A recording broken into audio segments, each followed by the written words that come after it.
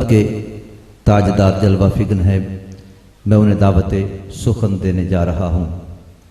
ابھی کافی سارے اشعار ہم نے سنے۔ میرے بڑے درینہ کرم فرما محمد صادق بھٹو صاحب جلوہ گر ہیں، انہیں کچھ چوٹ لگ گئی ہے، دعا فرمائی اللہ اپنے کرم سے حضور کی اس محفل کے صدقے اس نے صحت یابی عطا فرمائے۔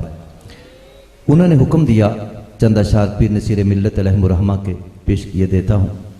آپ فرماتے ہیں کہ ان کے جلووں نے عجب رنگ جما رکھا ہے، ان کے جلووں نے عجب رنگ جما رکھا ہے، بزم کونین کو دیوانہ بنا رکھا ہے، بزم کونین کو دیوانہ بنا رکھا ہے۔ اور شاید آپ پہنچے دم نزا وہ بالی پہ میری، شاید آپ پہنچے دم نزا وہ بالی پہ میری، اسی لیے ملک الموت کو باتوں میں لگا رکھا ہے۔ اب تو پردے سے نکلا، اب تو پردے سے نکلا چاند سی صورت والے، شب فرقت نے ایک اندھیر مچا رکھا ہے۔ آپ کے قربان آپ کچھ یاد کے لمحے پہ نثار، جس نے شب بھر مجھے مصروف دعا رکھا ہے۔ اور کیا نصیر آنکھ اٹھے ساغر و مینا کی طرف، ان کی زلفوں نے مجھے مست بنا رکھا ہے۔ آخری چند اشعار سنیے گا۔ پیر نصیر ملت ایک جگہ پہ لکھتے ہیں کہ قدرت نے آج اپنے جلوے دکھا دیے ہیں۔ یہ ذرا آپ توجہ فرمائیں نا تو اس جملے میں بڑا مزہ ہے۔ شاعر کہتا ہے قدرت نے آج اپنے جلوے دکھا دیے ہیں، آمد پہ مصطفیٰ کی پردے اٹھا دیے ہیں۔ یہ آج کون آیا، یہ کون آ رہا ہے، سوئے ہوئے مقدر مصطفیٰ نے جگا دیے ہیں۔ اور جب ان کا نام لے کے مظلوم کوئی رویا، ارے زنجیر توڑ دی ہے قیدی چھڑا دیے ہیں۔ اور اللہ نے ہمائیں اس دامن کرم کی بنجر زمین دل کی گلشن کھلا دیے ہیں۔ اور شاہوں کے در پہ جانا توہین تھی ہماری، ان کی گلی میں ہم نے بستر لگا دیے ہیں۔ اور قربان میں آپ کی اس حاجت روا نظر پر، جس نے گدا کروڑوں سلطان بنا دیے ہیں، جس نے گدا کروڑوں سلطان بنا دیے ہیں۔ اس کلام کے دو شعر باقی ہے، ذرا سماعت فرمائیے گا۔ شاہ صاحب نے ایک لفظ استعمال کیا غازہ، اور آپ جانتے ہیں کہ میک اپ کو کہتے ہیں ہر بندہ آج کل کے دور میں چہرے کو سجانے کے لیے سر دھڑ کی بازی میں مصروف ہے۔ تو شاہ صاحب نے جو نسخہ دیا ہے نا وہ ذرا کان کھول کے سننے والا ہے۔ شاہ صاحب لکھتے ہیں کہ شاہوں کے در پہ جانا توہین تھی ہماری، ان کی گلی میں ہم نے بستر لگا دیے ہیں۔ قربان میں آپ کی اس حاجت روا نظر پر، جس نے گدا کروڑوں سلطان بنا دیے ہیں۔ اور غازہ سمجھ کے منہ پہ ملتے ہیں اہل نسبت، ارے مٹی نے ان کے در کی مکھڑے سجا دیے ہیں، مٹی نے ان کے در کی مکھڑے سجا دیے ہیں۔ اور وہ جانے اے نصیر یا جانے ان کا خالق، ہم نے تو دل کے دکھڑے ان کو سنا دیے ہیں۔ قدرت نے آج اپنے جلوے دکھا دیے ہیں، آمد پہ مصطفیٰ کی پردے اٹھا دیے ہیں۔ حضرت کو پہلی دفعہ سننے کا عظیم اتفاق ہو رہا ہے، تو حضرت کی آپ کے معیار سماعت کو جانتے ہوں گے یا نہ جانتے ہوں گے، آپ ان کے معیار ذوق کو جانتے ہیں یا نہیں جانتے، آئیے وہ اپنے خیالوں کے اجالوں میں ہمیں لے چلتے ہیں۔ یہی کہنا فی الحال پسند کروں گا، علم و عرفاں کے ان پہاڑوں پر بند آنکھوں سے چڑھنا آتا ہو، آدمی کی کتاب آدمی ہے، شرط یہ ہے کہ پڑھنا آتا ہو۔ تشریف لاتے ہیں سرمایہ اہل سنت، مفکر اسلام، ادیب ملت، حضرت علامہ مولانا محمد عمر فیض قادری صاحب سے ملتمس قبلہ تشریف لائیں اور اپنے خیالوں کے اجالوں میں ہمیں لے چلیں۔ ذرا پیار سے استقبال فرمائیے گا، نعرہ تکبیر، ذوق سے بولیے گا نعرہ رسالت، نعرہ تحقیق، نعرہ حیدری، جشن عید میلاد النبی۔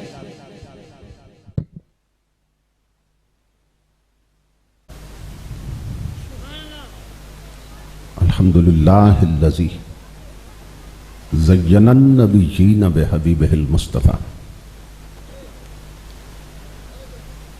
ومن علی المؤمنین بنبیہ المجتبیٰ الصلاة والسلام علی سیدنا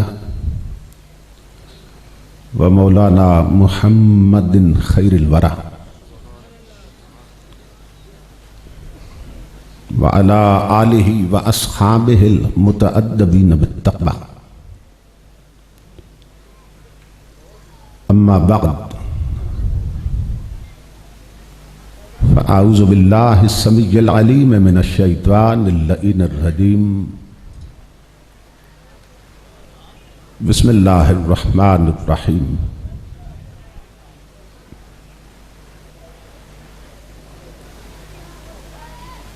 لقد کان لکم فی رسول اللہ اسوۃ حسنہ صدق اللہ مولانا العظیم ان اللہ وملائکتہ یصلون علی النبی یا ایہا الذین آمنوا صلوا علیہ وسلموا تسلیما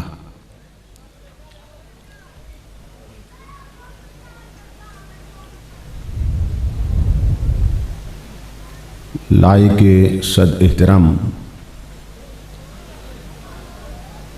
معزز مشائخ و علماء کرام اور محترم خواتین و حضرات، اللہ رب العزت کا لاکھ لاکھ شکر ہے کہ جس نے اپنی توفیق خاص سے آپ کو اور مجھے آج کی اس عظیم الشان، عظیم المقاصد اور کثیر البرکات میلاد النبی کانفرنس میں حاضری کا شرف عطا کیا، اور اپنا اور اپنے محبوب مکرم صلی اللہ تعالیٰ علیہ وآلہ وسلم کا ذکر پاک اور پیغام عظیم سننے اور سنانے کی توفیق عطا فرمائی۔ اس عظیم الشان سالانہ پروگرام کے انعقاد پر میں آپ تمام حضرات کی خدمت میں بالعموم اور انجمن غلامان حبیب کے جملہ کارکنان، وابستگان اور معاونین کی خدمت میں بالخصوص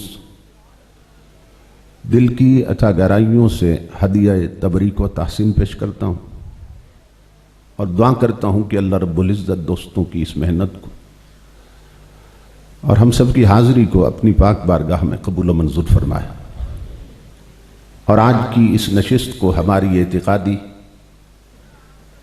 فکری اور عملی تربیت کے اعتبار سے نتیجہ خیز اور بامقصد بنائے۔ میں اپنے برادر عزیز محترم محمد صادق بھٹی صاحب اور برادر محترم جناب افتخار حسین صاحب اور ان کے جملہ رفقا کا شکر گزار ہوں کہ جن کے توسل سے تاریخ کا تعین ہوا اور میں اس پاکیزہ مجلس تک پہنچا ہوں۔ میں اپنے برادر عزیز محترم نوید جٹ صاحب کے لیے بھی دعاگو ہوں کہ لاہور سے یہاں تک جن کی محبت میرے شامل حال رہی، اللہ رب العزت سب دوستوں کو اجر عظیم عطا فرمائے۔ میری اور آپ کی چونکہ پہلی ملاقات، آپ میرے مزاج سے آشنا نہیں ہے اور میں آپ کا مزاج نہیں جانتا۔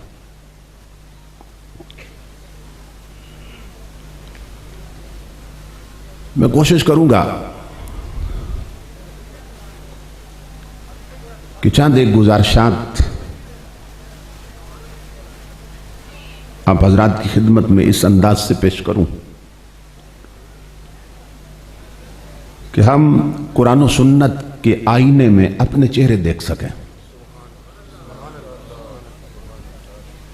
کیونکہ جلسوں کا مقصد ہی قوم کی تربیت ہوتی ہے کہ جلسوں میں آنے والے کچھ سیکھ کے جائیں، کچھ سمجھ کے جائیں.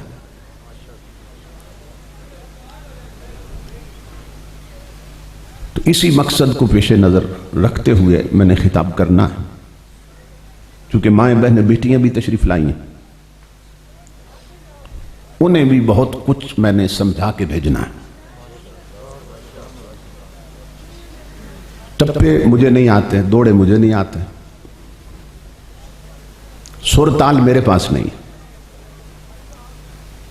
قرآن اور حدیث کی سیدھی سیدھی باتیں، تو بڑی توجہ سے آپ حضرات نے میری گفتگو کو سننا ہے اور بڑے صبر کے ساتھ سننا ہے، اور پھر دیکھنا ہے کہ ہم جو اپنے آپ کو مسلمان کہتے ہیں تو عملی طور پر اسلام سے ہمارا تعلق کتنا رہ گیا.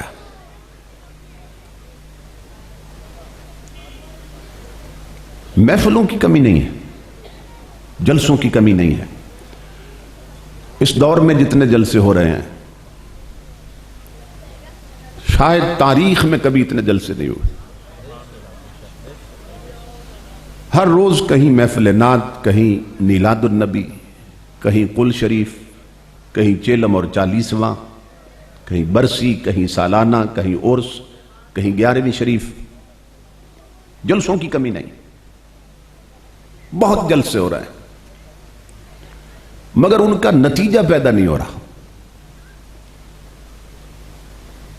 کہ جلسوں کے نتیجے میں لوگ اسلام کے اور قریب ہو جائیں، شریعت کے اور قریب ہو جائیں، اور ان کی زندگی میں حضور کا اسلام نظر آنے لگ جائے. جب اتنے جلسے ہو رہے ہیں تو نتیجہ تو نکلنا چاہیے نا. پھر ان کے نتیجے میں مسجدوں کو نئے نمازی ملنے چاہیے، پھر ان جلسوں کے نتیجے میں گھروں میں تلاوت قرآن کرنے والے بڑھ جانے چاہیے،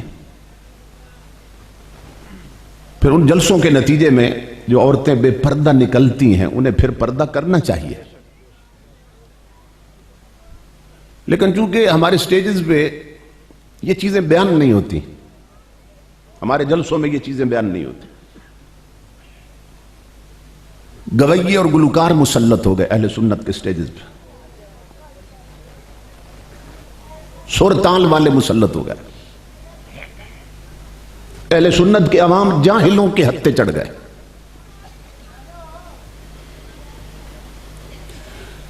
امام الانبیاء کے غلاموں،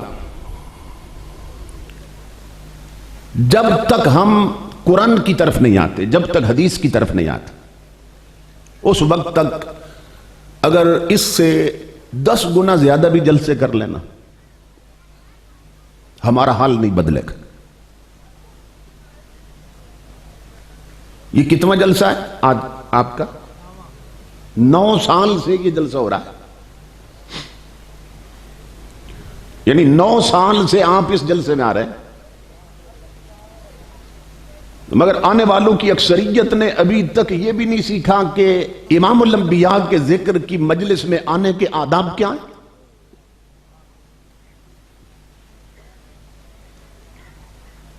اکثر لوگ ننگے سر آئے بیٹھے ہیں، جو الیکشن ہو رہا ہے یہاں پہ، کوئی الیکشن کی کمپین چل رہی ہے، کوئی شادی میں آئے بیٹھے ہیں، کوئی یہاں دعوت ولیمہ ہے، اکثر لوگ ننگے سر آئے بیٹھے. یعنی 9 سال میں آپ نے یہ بھی نہیں سمجھا کہ اسلامی مجلس میں جانے کے آداب کیا ہیں. یہ غور سے سننا میری بات. بعض لبرل قسم کے لوگ، آزاد خیال لوگ، وہ سکتے ہیں کہیں کہ جی مولانا سختی کر رہے ہیں کہ سر ننگا ہے تو کیا ہوا. تو میں جانتا ہوں سر ننگا کیوں ہے، اس کے کئی اسباب ہیں. سر ننگا ہونے کا ایک سبب یہ ہے کہ اس محفل میں آنے والے لوگوں کی اکثریت عشاء پڑھ کے نہیں آئی.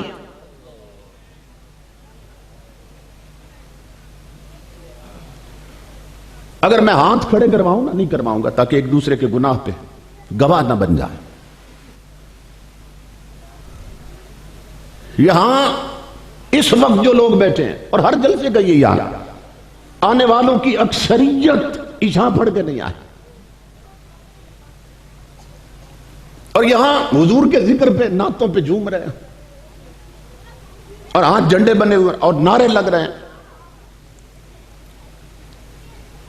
یہ جھومنا کس قسم کا جھومنا ہے؟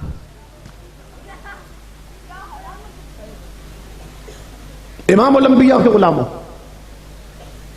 یہ میں سمجھا رہا ہوں جلسوں کا نتیجہ پیدا کیوں نہیں ہو رہا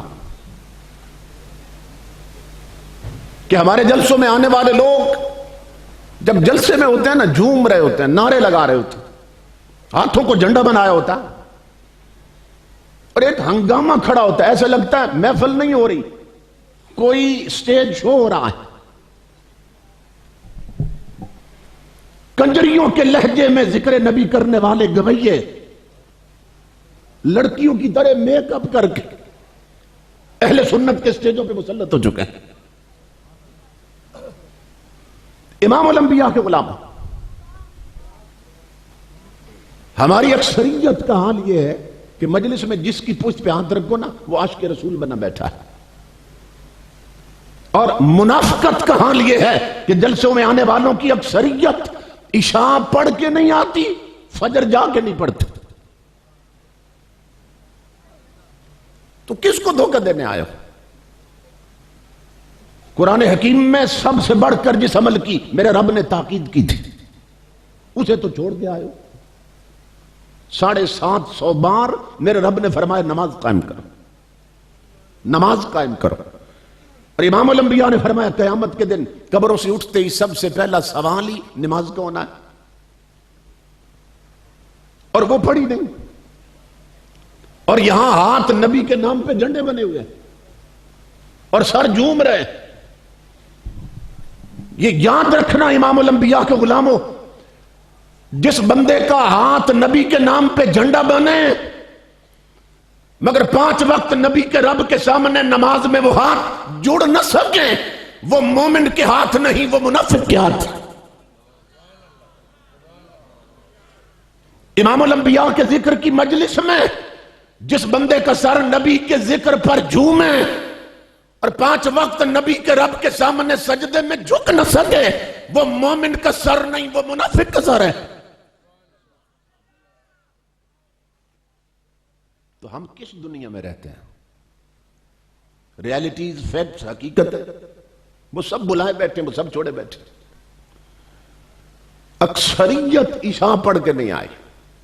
عشاء پڑھتے تو سر پہ کوئی کپڑا رکھ لیتے، کوئی ٹوپی رکھ لیتے اور پھر اسی لباس میں پھر مجلس میں چلے آتے، لیکن نہیں کیا ایسا. کیوں؟ اس لیے کہ اسلام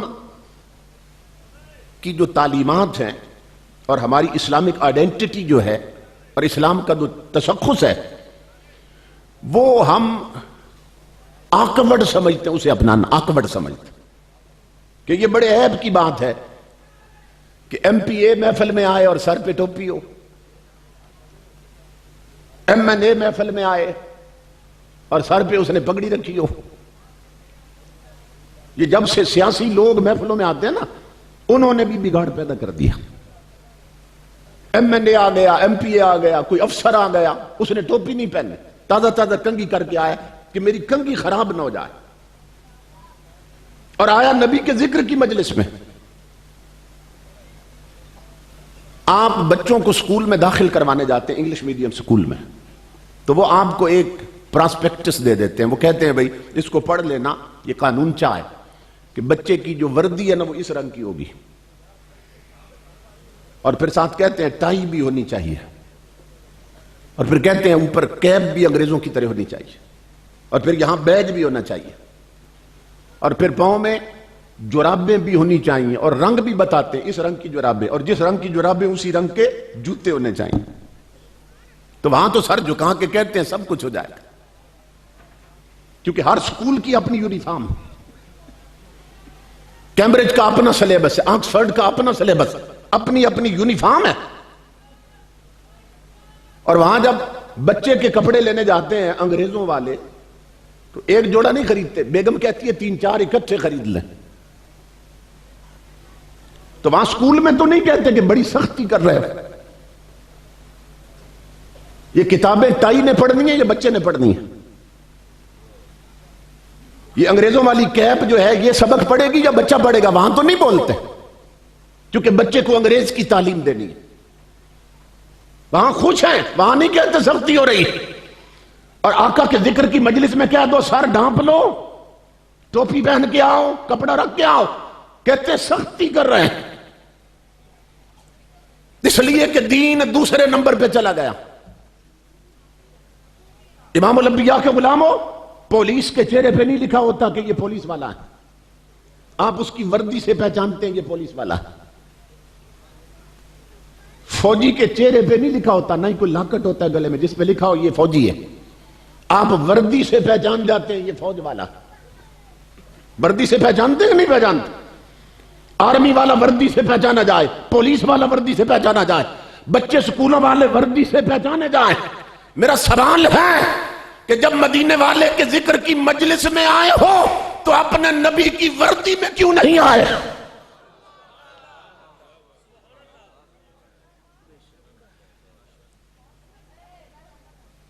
کیا نبی کی وردی کو تم نے کوئی اہمیت نہیں تھی؟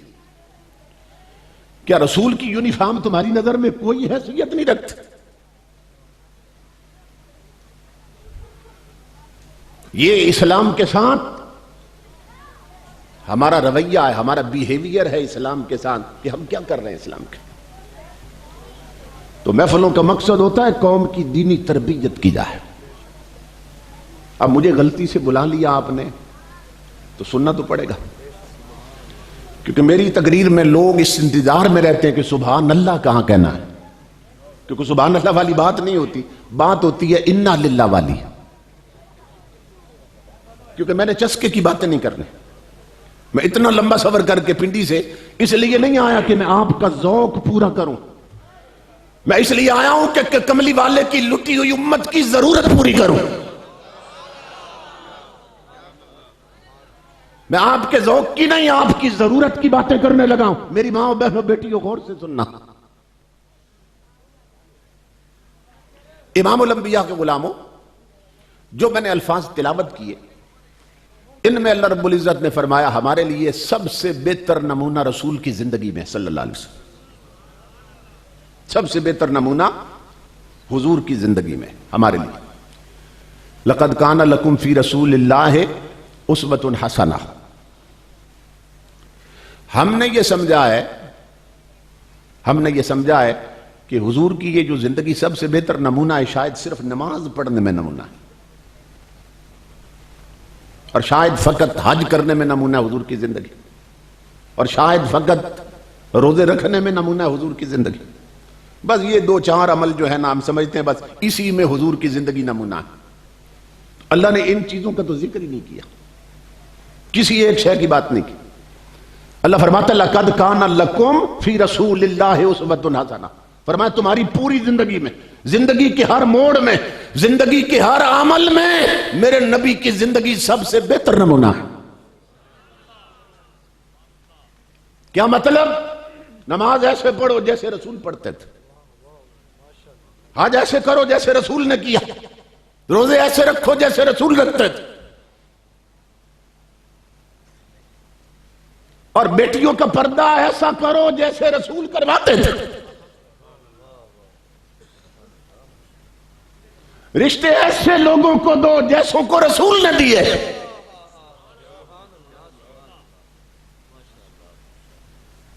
سمجھ رہے؟ اور بیویوں کو پردہ وہ کراؤ جو نبی کروایا کرتے تھے.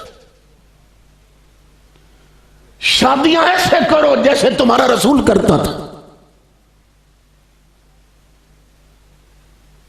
امام الانبیاء کے غلاموں, اولاد کو تعلیم وہ دو جو نبی دینا چاہتے ہیں, کیونکہ ہر عمل میں, ہر شے میں نبی کی زندگی تمہارے لیے سب سے بہتر نمونہ. تو ہم نے سمجھا صرف نماز روزے میں حضور کی زندگی ہمارے لیے سب سے بہتر نمونہ. امام الانبیاء ہفتے میں 3 جلسے کرتے تھے, ہفتے میں بالعموم 3 بار لوگوں کو اکٹھا کر کے نا حضور دین سکھاتے تھے, شریعت سکھاتے تھے. اور صورتحال یہ تھی کہ ہفتے میں 1 دن مردوں سے خطاب فرماتے اور 2 دن عورتوں سے خطاب فرماتے. اس سے پتہ چلتا ہے کہ امام الانبیاء کی نظر میں عورتوں کی دینی تربیت کتنی ضروری تھی. کیونکہ پوری دنیا کے تھنکرز کہتے ہیں اور مفکرین وہ کہتے ہیں کہ جس قوم کی عورت سنور جائے وہ معاشرہ سنور جاتا ہے، اور جس قوم کی عورت بگڑ جائے وہ معاشرہ بگڑ جاتا ہے. اس لیے امام الانبیاء ہفتے میں 2 بار عورتوں کو اکٹھا کرتے اور انہیں دین اور شریعت سکھایا کرتے. اب جس صنف کو اور جس طبقے کو حضور ہفتے میں 2 بار دین سکھاتے تھے، ہمارے گاؤں میں، ہمارے دیہاتوں میں اور ہمارے شہروں میں عورتوں کی دینی تربیت کے لیے سال کے بعد بھی کوئی پروگرام نہیں ہوتا، اور اگر ہوتا ہے تو صرف گویے آتے ہیں، گلوکار آتے ہیں، سر تال والے آتے ہیں. نہ کوئی قرآن پڑھتا ہے، نہ کوئی حدیث پڑھتا ہے، نہ عورتوں کو کوئی شریعت سمجھاتا ہے. بس آئے اور کانوں کا چسکا پورا کر کے چلے گئے. معلوم ہی نہیں کرنا کیا ہے. امام الانبیاء کس چیز کا حکم دے کے گئے؟ ہر کوئی آتا ہے، سر تال دیکھتا ہے، سر تال کیسی ہے، ٹپے اور یہ وہ سارا سلسلہ.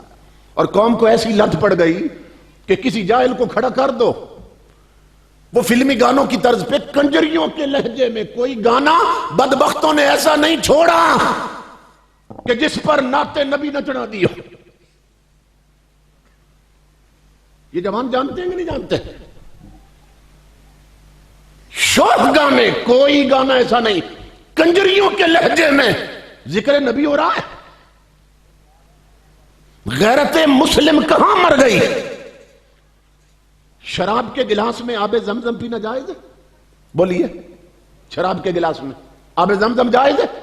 تو کسی کنجری کے گائے ہوئے گانے کے لہجے میں نعت نبی کیسے جائز ہو گئی؟ جو کنجریوں کے لہجے میں ذکر نبی کریں، امام الانبیاء کا غلام ہو، تمہارا فریضہ ہے سننے والوں کا، نہ انہیں داد دو نہ امداد دو، تاکہ اہل سنت کے سٹیجوں سے گویے ختم ہو جائیں. صرف ان کا حق ہے کہ جن کی زبان کھلتی ہے یا رب کا فرمان سناتے ہیں یا نبی کا ارشاد سناتے ہیں، ورنہ لٹتے رہو گے، کوئی تبدیلی نہیں آئے گی، کوئی تبدیلی نہیں آئے گی. مصیبت یہ ہے کہ یہاں جو آتے ہیں نا سٹیج پہ، وہ بدبخت یہ دیکھتے رہتے ہیں قوم انہیں کتنا دے رہی ہے، وہ یہ دیکھتے رہتے ہیں. اور جو قوم کی کمزوری ہے بس اسی کو چھیڑتے رہیں گے تاکہ قوم جذبات میں رہے اور پیسے وارتی رہے. وہ یہ دیکھتے رہتے ہیں قوم انہیں کتنا دے رہی ہے. اور یہاں ایسے دیوانوں کی ضرورت ہے کہ جو سٹیج پہ آئیں اور یہ دیکھیں کہ آقا کی لٹی ہوئی امت کو کیا دے کے جا رہے ہیں. امت لٹ چکی ہے. جس قوم کی بہو بیٹیوں کے سروں سے دوپٹے اتر جائیں اور وہ میک اپ کر کے ننگے سر بازاروں میں پھریں، وہ قوم آباد نہیں ہوتی، وہ قوم لٹی ہوئی ہوتی ہے. جس قوم کے گھر کی 4 دیواری میں امام الانبیاء کے غلاموں قرآن الماری میں بند ہو اور ٹی وی پر چینل بدل بدل کر گھر کی عورتیں گانے سنیں، فلمیں دیکھیں، ڈرامے دیکھیں، وہ قوم آباد نہیں ہوتی، وہ قوم لٹی ہوئی ہوتی ہے. جس قوم کے بوڑھے بوڑھے لوگ اڈوں اور ہوٹلوں پہ تاش کھیلتے ہوئے رب کے سجدے چھوڑ دیں، وہ قوم آباد نہیں ہوتی، وہ قوم لٹی ہوئی ہوتی ہے. جس قوم کے جوان کرکٹ میچ کے لیے جمعے کی نماز چھوڑ دے، وہ قوم آباد نہیں ہوتی، وہ قوم لٹی ہوئی ہوتی ہے. جس قوم کے گھر میں شادی پر ڈھول بجے، پٹاخے چلے، ڈیک پر کنجریوں کے گانے چلے، اور جس گھر کی بہو بیٹیاں ڈھولکی کی تھاپ پر خود گانے گائیں، وہ آباد نہیں ہوتی، وہ لٹی قوم ہوتی ہے.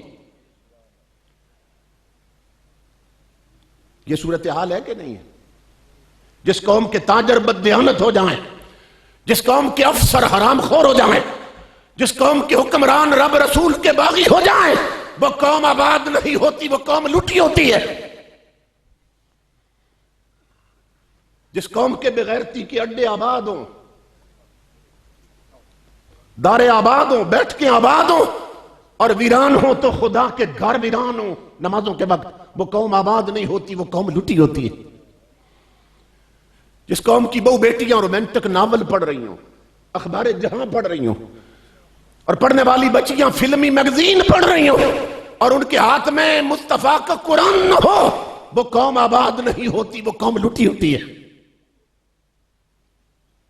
ہم لٹ چکے ہیں، ہماری آئیڈینٹی خطرے میں، ہمارا تشخص خطرے میں ہے، نسلیں ہماری ہیں لباس انگریز کا پہن رہی ہیں، بچے ہمارے ہیں تعلیم انہیں انگریز کی دی جا رہی ہے، اولاد ہماری ہے اور لباس ان کا انگریزوں والا۔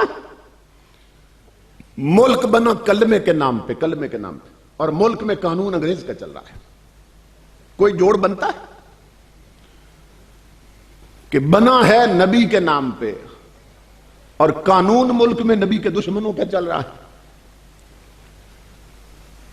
یہ صورتحال ہو چکی ہے۔ انجام غلامی کیا کہیے، بربادی سی بربادی ہے۔ جو درس ہے بطحہ نے دیا وہ درس پڑھانا بھول گئے۔ عبرت کا مرقع یہ پستی اور قابل حیرت یہ مستی، اوروں کو جگانا یاد رہا، خود ہوش میں آنا بھول گئے۔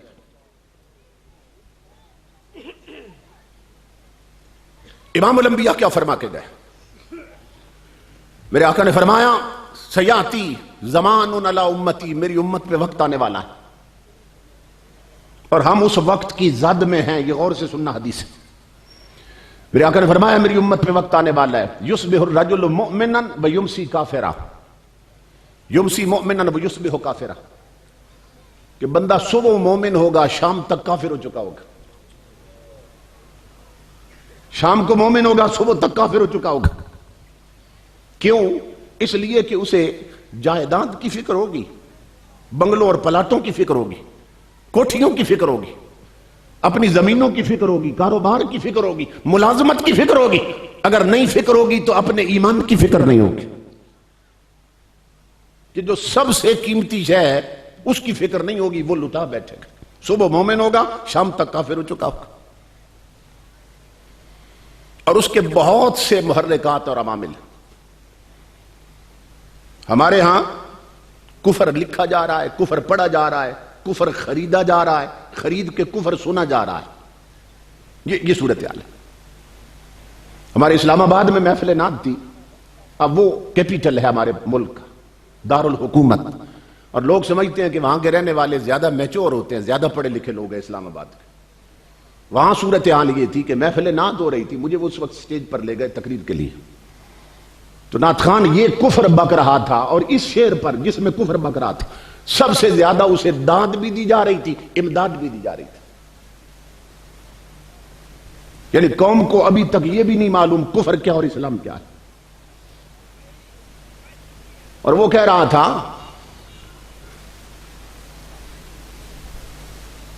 حسین غم میں تیرے کائنات روتی ہے اور غم حسین میں اللہ کی ذات روتی ہے۔ معاذ اللہ تعالی۔ اور جس وقت یہ پڑھ رہا تھا میں اس وقت سٹیج پہ پہنچا، میں نے جا کے پکڑ لیا اسے، میں نے کہا کفر تم بکو اور ہمارے مسلک پہ انگلی اٹھائی جائے اور جواب علماء دے۔ میں نے کہا بدبخت انسان، تو کملی والے کا ثنا خان ہے، تجھے نہیں معلوم تیرے رب کی شان کیا ہے؟ ابھی تک یہ بھی نہیں معلوم تجھے کہ تیرے رب کا مقام کیا ہے؟ میں نے کہا میں آگے کلام نہیں پڑھنے دوں گا، تو خود کافر ہوا، مجمع کافر ہو گیا، کیونکہ رضا بالکفر بھی کفر ہوتی ہے۔ کفر سن کر پیسے وار رہے تھے، غم حسین میں اللہ کی ذات روتی ہے، معاذ اللہ استغفر اللہ، وہ پیسے وار رہے، اسے کلمہ پڑھایا، توبہ کروائی، پورے مجمع کو کلمہ پڑھایا اور توبہ کروائی۔ اب مجمع کو نہیں معلوم یہاں کیا ہوتا ہے، کیا پڑھا جا رہا ہے، وہ جھوم رہے ہیں اور جاتے ہیں گھروں کو تو ایمان لٹا کے جا چکے ہوتے۔ جو لوگ قوالیہ سنتے ہیں نا، ہمارے ملک کا جو مشہور ترین قوال نصرت فتح علی خان، اس کی یہ سی ڈی سب کے پاس ضرور ہوگی جو قوالیاں سننے کا شوق رکھتا ہے، کہ وہ قوالی کرتا ہے تم ایک گورکھ دھندا ہو، تم ایک گورکھ دھندا ہو. اور آپ جانتے ہیں قوال ایک مصرع پکڑ لیتے ہیں پھر اسی پہ ریجھتے رہتے ہیں، تکرار کرتے ہیں بار بار، پیچھے ہم نوا بھی وہی پڑھتے رہتے ہیں، تم ایک گورکھ دھندا ہو، تم ایک گورکھ دھندا ہو. 2 گھنٹے 2.5 گھنٹے اس نے وہ قوالی کی ہے، تو جانتے ہیں کہ اس میں گورکھ دھندا کس کو کہہ رہا ہے؟ اس میں وہ کہہ رہا ہے اللہ کو کہ تم ایک گورکھ دھندا ہو. وہ اللہ کو کہہ رہا ہے. اور یہ جو کفر بکتا ہے اسے 10 بار ریپیٹ کرتا ہے، تکرار کرتا ہے اس کے، تم ایک گورکھ دھندا ہو. اور اس قوالی میں کتنے کفر بکے اس نے. اب جنہوں نے یہ قوالی لکھی وہ لکھ کر کافر ہو گئے، جس نے پڑھی وہ پڑھ کے کافر ہوا، جنہوں نے خریدی انہوں نے کفر خریدا، اور سنی انہوں نے کفر سنا. تو ہم اس وقت میں ہیں جس کے بارے میں امام الانبیاء خبر دے گئے کہ بندہ صبح مومن ہوگا شام تک کافر ہو چکا ہوگا. ہے کسی کو خیال؟ دین نہ سیکھنے کی وجہ سے، شریعت نہ سمجھنے کی وجہ سے ہم اتنے نااہل ہو گئے اور اتنے جاہل ہو گئے کہ یہ کفر ہم قبرستان میں قبروں پہ بھی لکھا ہے، قبروں پہ بھی کفر لکھا ہے. آپ جائیے قبرستانوں میں، پکی قبروں پہ اکثر یہ شعر لکھا ہوتا ہے، وائے گل چینے اجل کیا تجھ سے نادانی ہوئی، پھول وہ توڑا کہ گلشن بھر میں ویرانی ہوئی. وہ کہہ رہا ہے اے گل چینے اجل تو نے یہ کیا نادانی کی ہے، بے وقوفی کی ہے تو نے، کہ وہ پھول توڑ لیا کہ پورا گلشن ویران کر دیا. تو جانتے ہو گل چینے اجل ہے کون؟ اللہ کی ذات. اللہ کو کہہ رہا ہے تو نے نادانی کی ہے. یہ کفر لکھ کے آیا. اگر اس سے مراد ملک الموت بھی ہو نا، حضرت اسرائیل علیہ السلام، تو علماء بیٹھے ہیں، آپ پوچھیے علماء سے کہ جس طرح رب کی توہین کفر ہے اسی طرح فرشتوں کی توہین بھی کفر ہے. تو اس سے مراد رب لے تب بھی کافر ہو گیا لکھنے والا، اور اس سے مراد ملک الموت لے تب بھی کافر ہو گیا. تو بتاؤ یہ قبروں پہ لکھا ہے کہ شعر نہیں ہوتا؟ یہ صورتحال ہے. اب کیا کیا جائے؟ اب میں آپ کو یہاں ٹپے سناؤں؟ میرے آقا کی امت کا ایمان غارت ہو رہا ہے، اور میں اتنا لمبا سفر کر کے آؤں اور چسکے والی باتیں کر کے چلا جاؤں؟ اس لیے دین سیکھو، اپنے جلسوں کا رخ کر دو علماء کی طرف، اہل علم کی طرف، تاکہ تمہیں کفر اور اسلام کی تمیز ہو جائے. اور میرے آقا نے بھی یہی فرمایا تھا. امام الانبیاء نے فرمایا تھا 4 میں سے بننا، میرے امتیوں 4 میں سے بننا، 5واں نہ بننا ورنہ ہلاک ہو جاؤ گے. اب سننا حضور کی حدیث. امام الانبیاء نے فرمایا اغدو عالمن، بن سکو تو میری شریعت کے عالم بننا. یہ پہلا مطالبہ تھا حضور کا پوری امت سے کہ بن سکو تو میری شریعت کے عالم بننا. تو بتاؤ کس نے مطالبہ یہ پورا کیا؟ چودھری، ملک، مار، راجے، مہاراجے، جاگیردار، نواب زادے، وہ شریعت سیکھنا بھی آکوارڈ سمجھتے ہیں، عیب سمجھتے ہیں. چودھری اور مولوی بن جائے، ملک ہو اور مولوی بن جائے. اور رسول کا پہلا مطالبہ ہے کہ میرے اپنے آپ کو میری امت کہنے والوں بن سکو تو شریعت کے عالم بنو. لوگ اپنی بڑی بڑی برادریوں پہ فخر کرتے، برادریوں پہ، اور رسول کا پہلا مطالبہ ہے صلی اللہ علیہ وسلم کہ بن سکو تو شریعت کے عالم بننا. پوری برادری میں ان کی شریعت کا ایک عالم بھی نہیں ہوتا. اور حکماء اسلام لکھتے، امام غزالی جیسی شخصیات، کہ جس برادری میں مصطفیٰ کی شریعت کا عالم نہ ہو وہ زندوں کی برادری نہیں، سمجھو مردوں کی برادری ہے. اس میں بندے ہی کوئی نہیں پوری برادری میں جس نے نبی کی شریعت پڑھی ہو. یہ پہلا مطالبہ تھا. اور دوسرا مطالبہ امام الانبیاء کا، میرے آقا نے فرمایا او متعلمن، عالم نہ بن سکو تو کسی عالم کے قدموں میں بیٹھنے والے طالب علم بنے رہنا. اس سے شریعت پوچھتے رہنا، شریعت سیکھتے رہنا. عالم نہ بن سکو تو پھر طالب علم بنے رہنا. پھر بھی اس سے شریعت سیکھتے رہنا، پوچھتے رہنا۔ اور آج کتنے لوگ ہیں جن میں یہ طلب ہے کہ ہم شریعت سمجھ لیں اور شریعت سیکھ لیں؟ کتنے لوگ ہیں؟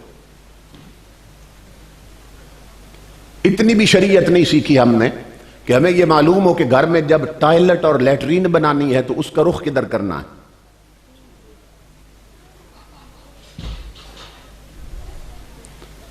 آپ پریشان ہو گئے، میں کس بندے کو بلا لیا صادق صاحب نے کہ ہمیں لیٹرینے بھی بتا رہا ہے۔ شریعت میں جس طرح رفع حاجت کے وقت پیشاب کرتے ہوئے قبلے کی طرف منہ کرنا ناجائز ہے، اسی طرح پشت کرنا بھی ناجائز۔ اپنے گھروں میں دیکھیے کہ آپ کے گھروں کی ٹائلٹیں ٹھیک بنی ہوئی ہیں سب کی، گھر کی لیٹرین بھی شریعت کے مطابق نہیں بنی، کیونکہ پتہ ہی کوئی نہیں، علم ہی کوئی نہیں۔ لوگ مجھے لے جاتے ہیں، ہم یہ کوٹھی بنائی ہے دعا کر دیں، کنال دو کنال میں کوٹھی، اور پھر کمرے دیکھتا ہوں حیران ہو جاتا ہوں، شائننگ ٹائلیں لگی ہیں، پھر کچن دیکھ کر کہتے ہیں جی 50 لاکھ لگا دیا کچن پہ، ٹائلٹ اس میں کہتے ہیں جی اس پہ 25 لاکھ لگا دیا ٹائلٹ پہ۔ لیٹرینیں کیسی کیسی بنی ہیں کوٹھیوں پہ۔ امام الانبیاء کے غلاموں، یہ دین کی بے حسی بتا رہا ہوں ہمارے اندر، کہ جس کوٹھی میں کچن پر 50 لاکھ لگا اور ٹائلٹ پر 25 لاکھ لگ گئے، اس ایک کنال یا 2 کنال کی کوٹھی میں نبی کی سنت کے مطابق بیٹھ کر وضو کرنے کے لیے 2 ٹوٹیاں نہیں لگ سکیں۔ بیسن لگے ہوئے، بیسن انگریزوں کے سٹائل پہ، یہ یورپ کا کلچر، یورپین کلچر، ہماری قوم اسے ایڈاپٹ کر رہی ہے، یورپ کا کلچر، کہ وہاں وضو کریں، بیسن پہ کھڑے ہو کے وضو کریں، تو اتنے چینٹے پڑتے ہیں جو کپڑے پاک ہیں وہ بھی ناپاک ہو جاتے۔ پوری کوٹھی میں بیٹھ کر حضور کی شریعت کے مطابق وضو کرنے کے لیے 2 ٹوٹیاں نہیں لگ سکی، ٹائلٹ پہ 25 لاکھ لگا دیا، فکر ہی نہیں۔ اور میری ماں بہنیں بیٹیاں سنیں، غور سے سنیں، امام الانبیاء کے غلاموں، آج صورتحال یہ ہے، کوئی امیر ہے یا غریب، شہر میں ہے یا دیہات میں، ہر گھر میں 2 چیزیں موجود ہیں عورتوں کے پاس، ایک سرخی لپسٹک اور دوسرا نیل پالش، ناخنوں پہ لگانے والی نیل پالش۔ امیر کے گھر میں بھی ہے اور غریب کے گھر میں بھی، مگر شریعت نہ امیر کے گھر میں ہے نہ غریب کے گھر میں ہے۔ نیل پالش اور سرخی رکھی ہے مگر یہ مسئلہ نہیں معلوم۔ غور سے سنو ماں بہنوں بیٹیوں، یہ شریعت کا مسئلہ ہے۔ امام الانبیاء کا اسلام کہتا ہے کہ عورت نے اگر نیل پالش لگا رکھی ہو، پالش جو ناخنوں پہ لگتی ہے نا، تو یہ اللہ نے ناخن بنائے، وہ اس پالش کے نیچے چھپ جاتے ہیں، اوپر پینٹ چڑھ جاتے ہیں، کورڈ ہو جاتے ہیں ناخن۔ جس طرح آپ لکڑی پہ روغن کرتے ہیں تو لکڑی نیچے چھپ جاتی ہے۔ تو جس عورت نے یا جس لڑکی نے نیل پالش لگا رکھی ہو اور اس کا جسم ناپاک ہو جائے اور غسل واجب ہو جائے، تو جب تک وہ ناخنوں سے نیل پالش نہ اتارے مکمل طور پر، اس وقت تک امام الانبیاء کے غلاموں 7 سمندروں میں بھی غسل کرے جسم پاک ہی نہیں ہوتا۔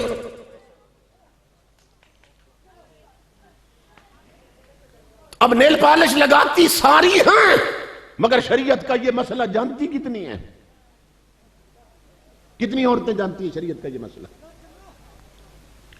اور جن کی شادیوں کو، جوان لڑکے غور سے سنیں، جن کی شادیوں کو 6 مہینے ہو گئے یا سال ہو گیا نا، تو ان کی جو بیویاں ہیں، چونکہ ابھی ابھی شادی ہوئی ہے نا، 6 مہینے ہوئے، سال ہو، وہ نیل پالش ناخنوں سے اترنے ہی نہیں دیتی، وہ اگلی ابھی پھیکی نہیں پڑتی، اوپر اور لگا دیتی۔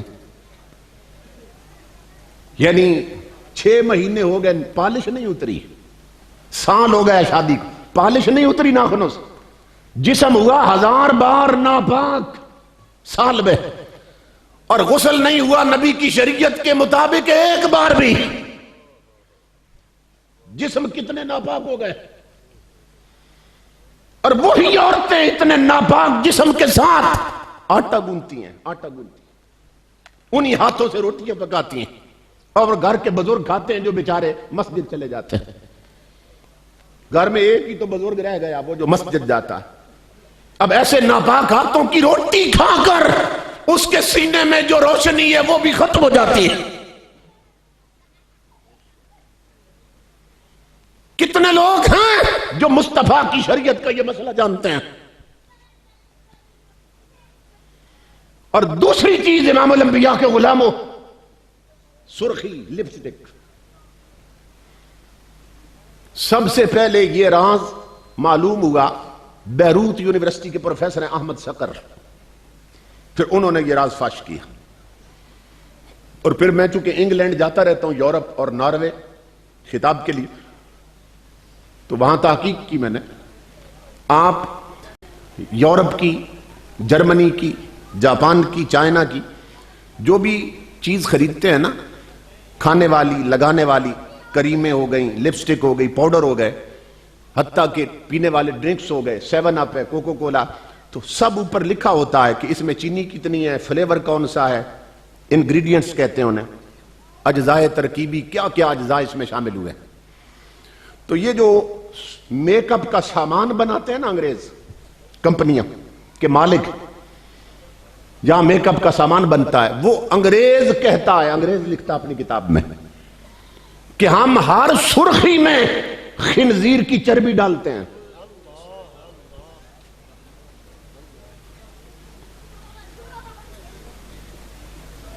ہر سرخی میں خنزیر کی چربی ڈالتے ہیں.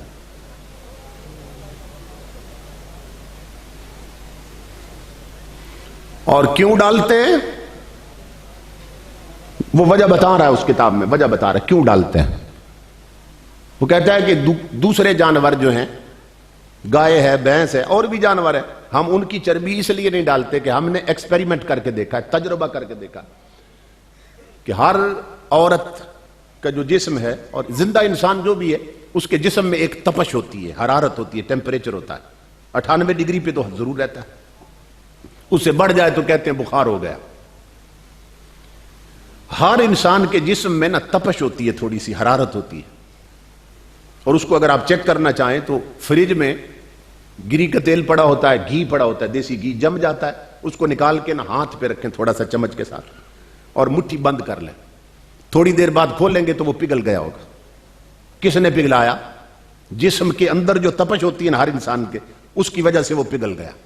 تو انگریز کہتا ہے کہ باقی جانوروں کی چربی ہم نے سرخی میں ڈال کے تجربہ کیا ہے کہ جب عورتیں یہاں لگاتی ہیں تو ان کے جسم کی تپش اور ٹیمپریچر کی وجہ سے وہ میلٹ ہو جاتی ہے، پگھل جاتی ہے، پھر ہونٹوں پہ رکتی نہیں.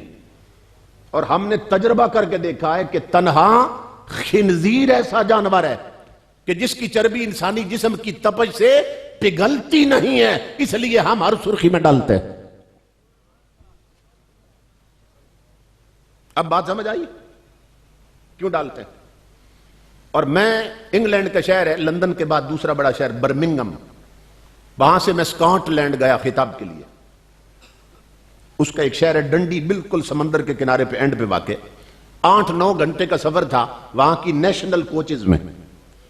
مجھے سفر کا اتفاق ہوا تو وہاں موٹر وے کے دونوں طرف جو کھیت آتے ہیں نا اور زمینیں، تو وہاں راستے میں 8-9 گھنٹے کے سفر کے دوران میں نے کئی جگہ ایسی دیکھی جہاں میں نے خنزیروں کے ریوڑ دیکھے ہیں، خنزیروں کے اجڑ دیکھے ہیں وہاں پہ، کیونکہ وہ خنزیر کا گوشت سب سے پسند کرتے ہیں، سب گوشتوں سے زیادہ پسند کرتے ہیں. تو گوشت تو وہ انگریز کھاتے ہیں اور چربی کدھر کرتے ہیں؟ سرخی میں ڈال دیتے ہیں. یہ صورتحال ہے. اور جن آج چونکہ پاکستان کے ہر علاقے کے بچے، کوئی فرانس میں ہے کسی کا بیٹا، کوئی اٹلی میں ہے، کوئی UK میں ہے، کوئی ڈنمارک میں ہے، کوئی نیو یارک میں ہے، باہر ملکوں میں، تو یہاں سے بہنیں فون کرتی ہیں، بھابیاں فون کرتی ہیں، مائیں فون کرتی ہیں کہ تیری بہن کی شادی ہونے والی ہے. بھابی کہتی ہے میرے لیے اور کچھ لاؤ نہ لاؤ، میک اپ کٹ وہاں سے لانی ہے تو نے، میرے لیے میک اپ کا سامان وہاں سے بھیجنا تو نے، میرے لیے سرخی کریمیں وہاں سے لانی ہے. اور وہ کافر بتا رہے ہیں ہر سرخی میں ہم خنزیر کی چربی ڈالتے ہیں. اور نیل پالش کی وجہ سے جس قوم کی عورتوں کے جسم اتنے ناپاک ہوں اور اس پر مستداد یہ کہ یہاں ہونٹوں پہ خنزیر کی چربی مل رکھی ہو، ان عورتوں کی کوکھ سے نمازی اور غازی کیسے پیدا ہوں؟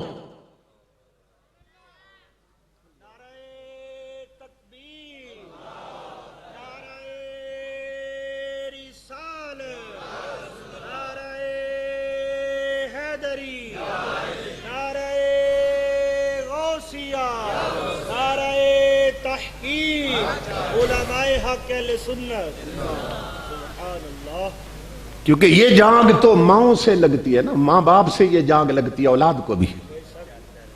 تو جب ماں باپ اتنے ناپاک ہو چکے ہیں امام الانبیاء کے غلام ہو، اور ہمارے اکثر جوان نہیں جانتے جسم ناپاک ہو تو پاک کیسے کرنا ہے، یہ نہیں معلوم. کیا معلوم ہوگا؟ چند دن پہلے کی بات ہے، کمشنر کا باپ مر گیا، کمشنر کا. لوگ خواب دیکھتے ہیں میرا بیٹا چلو اے سی ہو جائے، ڈی سی ہو جائے، کمشنر ہو جائے. کمشنر کا باپ مر گیا، اس کی میت سامنے پڑی ہے جنازہ گاہ میں، اور کمشنر باپ کی میت کے سامنے قطار میں کھڑا ہے جنازہ پڑھنے کے لیے. اور کمشنر صاحب نے کیا کیا؟ جیب سے رومال نکالا اور زمین پہ ڈال دیا. میرے ایک دوست ساتھ کھڑے تھے مولانا، انہوں نے کہا کمشنر صاحب زمین پہ رومال کیوں رکھا آپ نے؟ تو کہنے لگا کہ نیچے دری بھی کوئی نہیں، چٹائی بھی کوئی نہیں، تو جب سجدہ کریں گے تو منہ سارا گندا نہیں ہو جائے گا؟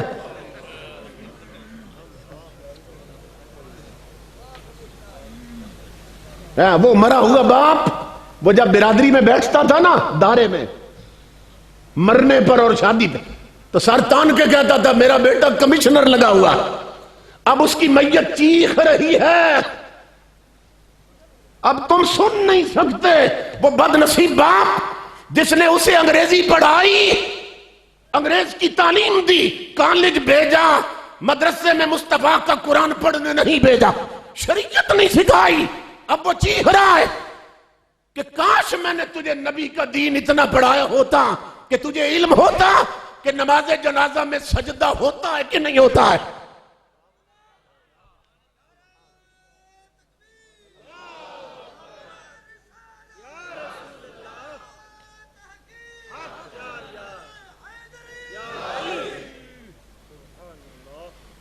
یہ تو مرو گے اس وقت معلوم ہوگا کہ قبر میں بیتتی کیا اور بنتا کیا ہے قبر میں. اس لیے اولاد کی گھٹی میں سب سے پہلے مصطفیٰ کو قرآن رکھو. بچہ ابھی کچھ سیکھنے کے قابل ہو تو اسے سب سے پہلے 2 سال کے لیے مدرسے بھیجو تاکہ رسول اللہ کی شریعت پڑھ لے اور دین سیکھ لے اور قرآن پڑھ لے.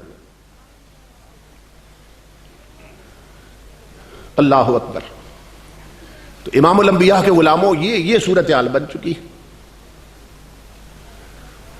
ہمارے جوانوں نے انگریزی اتنی پڑھ لی کہ انگریزوں کو بھی پڑھا سکتے ہیں، اور قرآن اتنا بھی نہیں پڑھا کہ باپ مر جائے تو سگا بیٹا اس کے لیے خود ختم قرآن کر سکے. عورتیں فخر کرتی ہیں میری 4 بیٹیاں پڑھی لکھی ہیں، استانیاں لگی ہوئی ہیں، برادری میں بیٹھ کے نہ فخر کرتے. مگر اس بوڑھی کو نہیں معلوم تیرے مرنے کے بعد تیری ان 4 پڑھی لکھیوں میں ایک بھی اس لائق نہیں کہ تیرے لیے خود ختم قرآن کر سکے.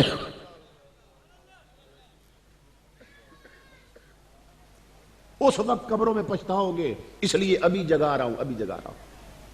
میری باتیں کڑوی ہیں لیکن دوائی تو ہمیشہ کڑوی ہوتی ہے.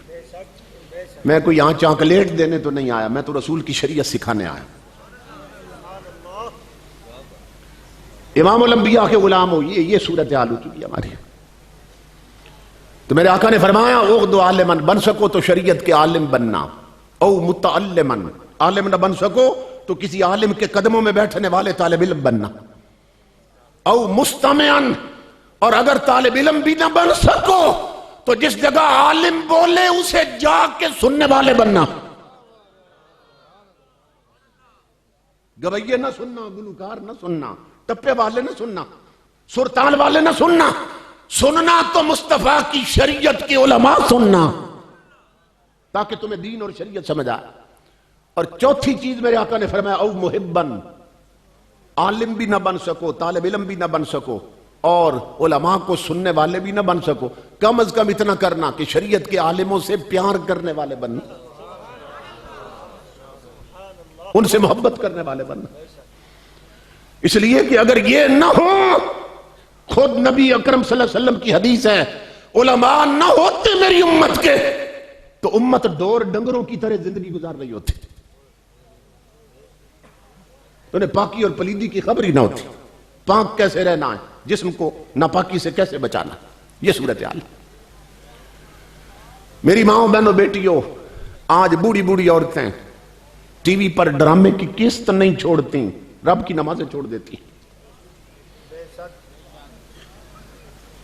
اب صورتحال یہ ہو چکی ہے، جوان لڑکیاں ٹچ موبائلوں سے کھیل رہی ہیں اور اپنی زندگی اور قبر برباد کر رہی ہیں. انہیں کون سمجھائے؟ آج ہمارا لباس غیر اسلامی ہو گیا، ہماری تعلیم غیر اسلامی ہو گئی. اور امام الانبیاء کے غلاموں، ایک وقت تھا، ایک کتاب ہے دلائل الخیرات شریف، وہ شروع بھی درود سے ہوتی اور ختم بھی درود پہ ہو جاتی. حضور پر درود سے بھری ہوئی ہے وہ کتاب، اور اس کے رائٹر لکھنے والے وہ حضرت شیخ محمد بن سلیمان الجزولی رحمت اللہ تعالی علیہ، بہت بڑے چوٹی کے اللہ کے ولی بھی اور عالم بھی گزرے. انہوں نے وہ کتاب لکھی. تو ان سے کسی نے پوچھا کہ آپ کو یہ کیسے خیال آیا کہ پوری کتاب ہی آپ نے درود سے بھر دی ہے؟ اس انداز کی، اس طرح تو پہلے کتاب نہیں لکھی گئی. تو وہ فرمانے لگے کہ میرے ساتھ ایک واقعہ پیش آیا تھا اور وہیں کھڑے کھڑے میں نے قسم کھائی تھی کہ اب ایسی کتاب لکھوں گا جو ساری درود سے بھری ہوگی. اس بندے نے پوچھا وہ کون سا واقعہ تھا؟ اب میری ماں بہنیں بیٹیاں غور سے سنیں، کیونکہ ایک بچی کا واقعہ بیان ہو رہا ہے، اور کر اسی لیے رہا ہوں تاکہ اس سے کچھ سیکھیں میری ماں بہنیں بیٹی. حضرت شیخ محمد بن سلیمان کہتے ہیں کہ میں مصر کے یا کسی علاقے میں گیا اور میں نے ابھی زور اور عصر کی نماز پڑھنی تھی اور وضو بھی کرنا تھا. تو پانی کی تلاش میں تھا. کافی تلاش کے بعد مجھے ایک کنواں نظر آیا، تو میں اس پہ پہنچا کہ پانی نکالتا ہوں اور وضو کر کے نماز پڑھتا ہوں. وہ کہتے ہیں جب میں کنویں پہ پہنچا تو وہاں جا کے پریشان ہوا کہ وہاں ڈول اور رسی نہیں تھی. آپ جانتے ہیں پانی رسی کے ساتھ ڈول بندھا ہوتا ہے تو نکالتے ہیں. تو پانی بہت گہرا تھا اور وہاں نہ ڈول نہ رسی. میں پریشان ہو کے ادھر ادھر دیکھ رہا تھا کہ اب پانی کیسے نکالوں. اب میری طرف دیکھیے. وہ فرماتے ہیں کہ یہ کنواں تھا، اس کنویں کے ساتھ ہی جڑواں کسی غریب کا کچا سا گھر تھا. جڑواں گھر تھا، یوں 7 کنواں تھا. اس گھر کی چھت پر 7-8 سال کی بچی کھیل رہی تھی، ان کی بیٹی کھیل رہی تھی گھر والوں نے. میں ادھر ادھر دیکھ رہا تھا. اس بچی نے کھیلنا چھوڑ دیا اور میری طرف دیکھ کے مجھ سے پوچھنے لگی من انت، کون ہے آپ؟ میں نے کہا نا محمد ابن سلیمان الجزولی، اپنا نام لیا میں نے. تو ان کے نام کا ڈنکا تو پورے مصر میں بجتا تھا، ہر کوئی جانتا تھا اتنا بڑا اللہ کا ولی اور عالم. تو بچی پوچھنے لگی چچا آپ کیوں پریشان کھڑے ہیں؟ تو میں نے کہا بیٹی میں نے وضو کرنا ہے اور یہاں کنویں پہ آیا ہوں تو پریشان ہو گیا کہ ڈول بھی نہیں، رسی بھی نہیں، پانی بہت نیچے ہے، اب پریشان ہوں، پانی کیسے نکالوں. حضرت شیخ محمد بن سلیمان کہتے ہیں میری اس بات پر وہ بچی ہنس پڑی اور بڑا فصیح جملہ کہا عربی میں اس نے، کیونکہ عربی بولی جاتی اس علاقے میں. کہنے لگی چچا انت الذی یثنى علیک الخیر وانت تتحیر بما تخرج به الماء من البئر. چچا بڑے افسوس کی بات، تیری ولایت کے ڈنکے بستیوں میں بج رہے ہیں اور کنویں سے پانی بھی نہیں نکلتا. تیرے نام کا ڈنکا پورے مصر میں بج رہا ہے اور کنویں سے پانی بھی نہیں نکال سکتے. محمد بن سلیمان کہتے ہیں میں سمجھا بچی نے میری بات نہیں سمجھی. میں نے پھر دہرائی بات، میں نے کہا میری بیٹی تو شاید میری بات نہیں سمجھی. میں نے تجھے بتایا کہ ڈول اور رسا نہیں ہے اور پانی گہرا ہے، تو ڈول اور رسے کے بغیر پانی کیسے نکالتے؟ محمد بن سلیمان کہتے ہیں بچی ہنس پڑی، نیچے نہیں اتری، اوپر سے جھک گئی کنویں کی طرف چھت سے اور مجھے کہنے لگی چچا میں بتاتی ہوں پانی کیسے نکالتے. کہتے ہیں اس بچی نے کنویں میں تھوک دیا، اپنی تھوک پھینک دی۔ محمد بن سلیمان کہتے ہیں لوگوں اللہ کی عزت کی قسم میں اندازہ نہیں کر سکا کہ بچی کی تھوک نیچے پہلے پہنچی ہے یا پانی اچھل کے پہلے باہر نکلا ہے۔ کنواں فوارہ بن گیا۔ بچی کہنے لگی چچا کر لے وضو، پانی ایسے نکالتے ہیں۔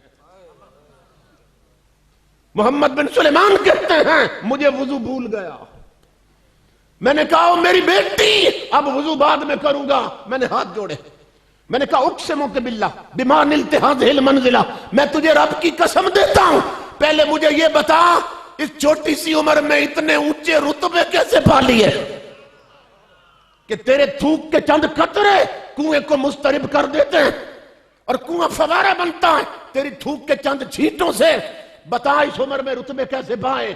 وہ ہنس کے کہنے لگی اتنے بڑے عالم ہیں یہ بھی نہیں جانتے کہ یہ رتبے کیسے ملتے ہیں۔ میں نے کہا بیٹی میں تیرے منہ سے سننا چاہتا ہوں۔ وہ کہنے لگی اگر میرے منہ سے سننا تو پھر سن، بکثرت الصلاۃ علی النبی صلی اللہ علیہ وسلم۔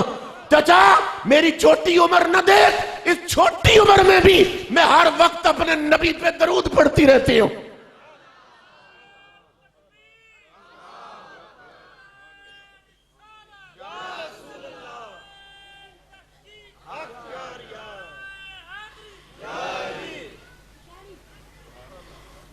بچی کہنے لگی چچا میں سہیلیوں میں کھیلتی ہوں تب بھی اپنے نبی پہ درود پڑھتی رہتی ہوں، میں کھانا کھاتی ہوں تب بھی نبی پہ درود پڑھتی رہتی ہوں، اور جو زبان ہر وقت مصطفیٰ پہ درود پڑھتی رہے چچا اس میں یہ تاثیریں آ ہی جاتی ہیں۔ اب کر لے وضو۔ امام الانبیاء کے غلاموں محمد بن سلیمان کہتے ہیں رحمت اللہ علیہ میں وضو کے لیے جب پانی کی طرف جھکا نا تو بچی نے پھر مجھے آواز دی، مجھے کہنے لگی چچا جانتے ہیں وہ کون ہیں جن پر درود پڑھ کے یہ رتبے ملتے ہیں؟ چھوٹی سی بچی۔ میں نے کہا قربان جاؤں میں تیرے، جانتا تو میں ہوں مگر لگتا ہے پہچانتی تو زیادہ انہیں، تو تو بتا وہ کون ہیں۔ کہتے ہیں بچی نے پھر پھول جھاڑے اور کہنے لگی بتاؤں کون؟ میں نے کہا کون؟ کہنے لگی اذا مشا فی البر الاکفر تعلقت الوحوش باذیالہ، کہا وہ اتنے کریم نبی ہیں کہ اگر جنگل میں چلے جائیں تو وحشی درندے جھاڑیاں چھوڑ کر اس کی کالی کملی سے لپٹ جاتے ہیں۔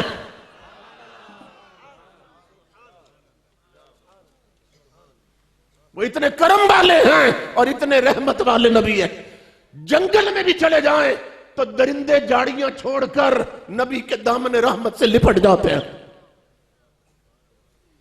محمد بن سلیمان کہتے ہیں میں نے وہاں پہ قسم کھائی پھر وہاں کھڑے ہو کے کہ اب ایسی کتاب لکھوں گا جو ساری ہی درود سے بری ہوئی ہوگی۔ تو وہ کتاب مارکیٹ میں ملتی ہے، اسے خریدیے، ضیاء القرآن پبلیکیشن چھپی ہوئی، وہ غلطیوں سے پاک ہے، کیونکہ جسٹس پیر محمد کرم شاہ الازہری حضور ضیاء الامت رحمت اللہ تعالی انہوں نے اپنی نگرانی میں وہ چھپوائی تھی، وہ ضرور پڑھیں اس کو، اس میں سارے درود لکھے ہوئے، اور وہ درود بھی ہے جو وہ بچی پڑھتی تھی۔ میری ماں بہنوں بیٹیوں کبھی تمہارا مقام یہ تھا، کبھی تمہارے رتبے یہ تھے۔ میں سرگودا میں خطاب کر رہا تھا، یہی واقعہ میں نے بیان کیا، اس علاقے میں کئی بزرگ پھوٹ پھوٹ کے رو رہے تھے۔ صلاۃ و سلام کے بعد ایک بزرگ ملے مجھے، کہنے لگے بیٹا میں رو اس لیے رہا تھا، آپ اس بچی کی بات کر رہے تھے، میں یہ سوچ رہا تھا اس کی ماں کیسی ہوگی، جن کے گھر میں 7 سال کی بچی کا مقام یہ ہے، اس کی ماں کا رتبہ کیا ہوگا؟ کیونکہ یہ رنگ تو ماں سے چڑھتے ہیں بیٹیوں پہ، اور یہ رنگ باپ سے چڑھتے ہیں اولاد پر۔ اگر مائیں ٹی وی پر ڈرامے اور فلمیں دیکھیں اور میک اپ کر کے بازاروں میں پھریں، اور باپ اڈوں اور ہوٹلوں پہ تاش کھیلیں اور نمازیں چھوڑ دیں، تو پیدا ہونے والی نسلیں ڈسکو ڈانسر بنتی ہیں، رب رسول کی باغی بنتی ہیں۔ اور اگر مائیں تہجد گزار ہوں اور باپ مسجدوں کی زینت بنے رہیں تو پیدا ہونے والے بچے کوئی میر علی شاہ بنتا ہے، کوئی غریب نواز بنتا ہے۔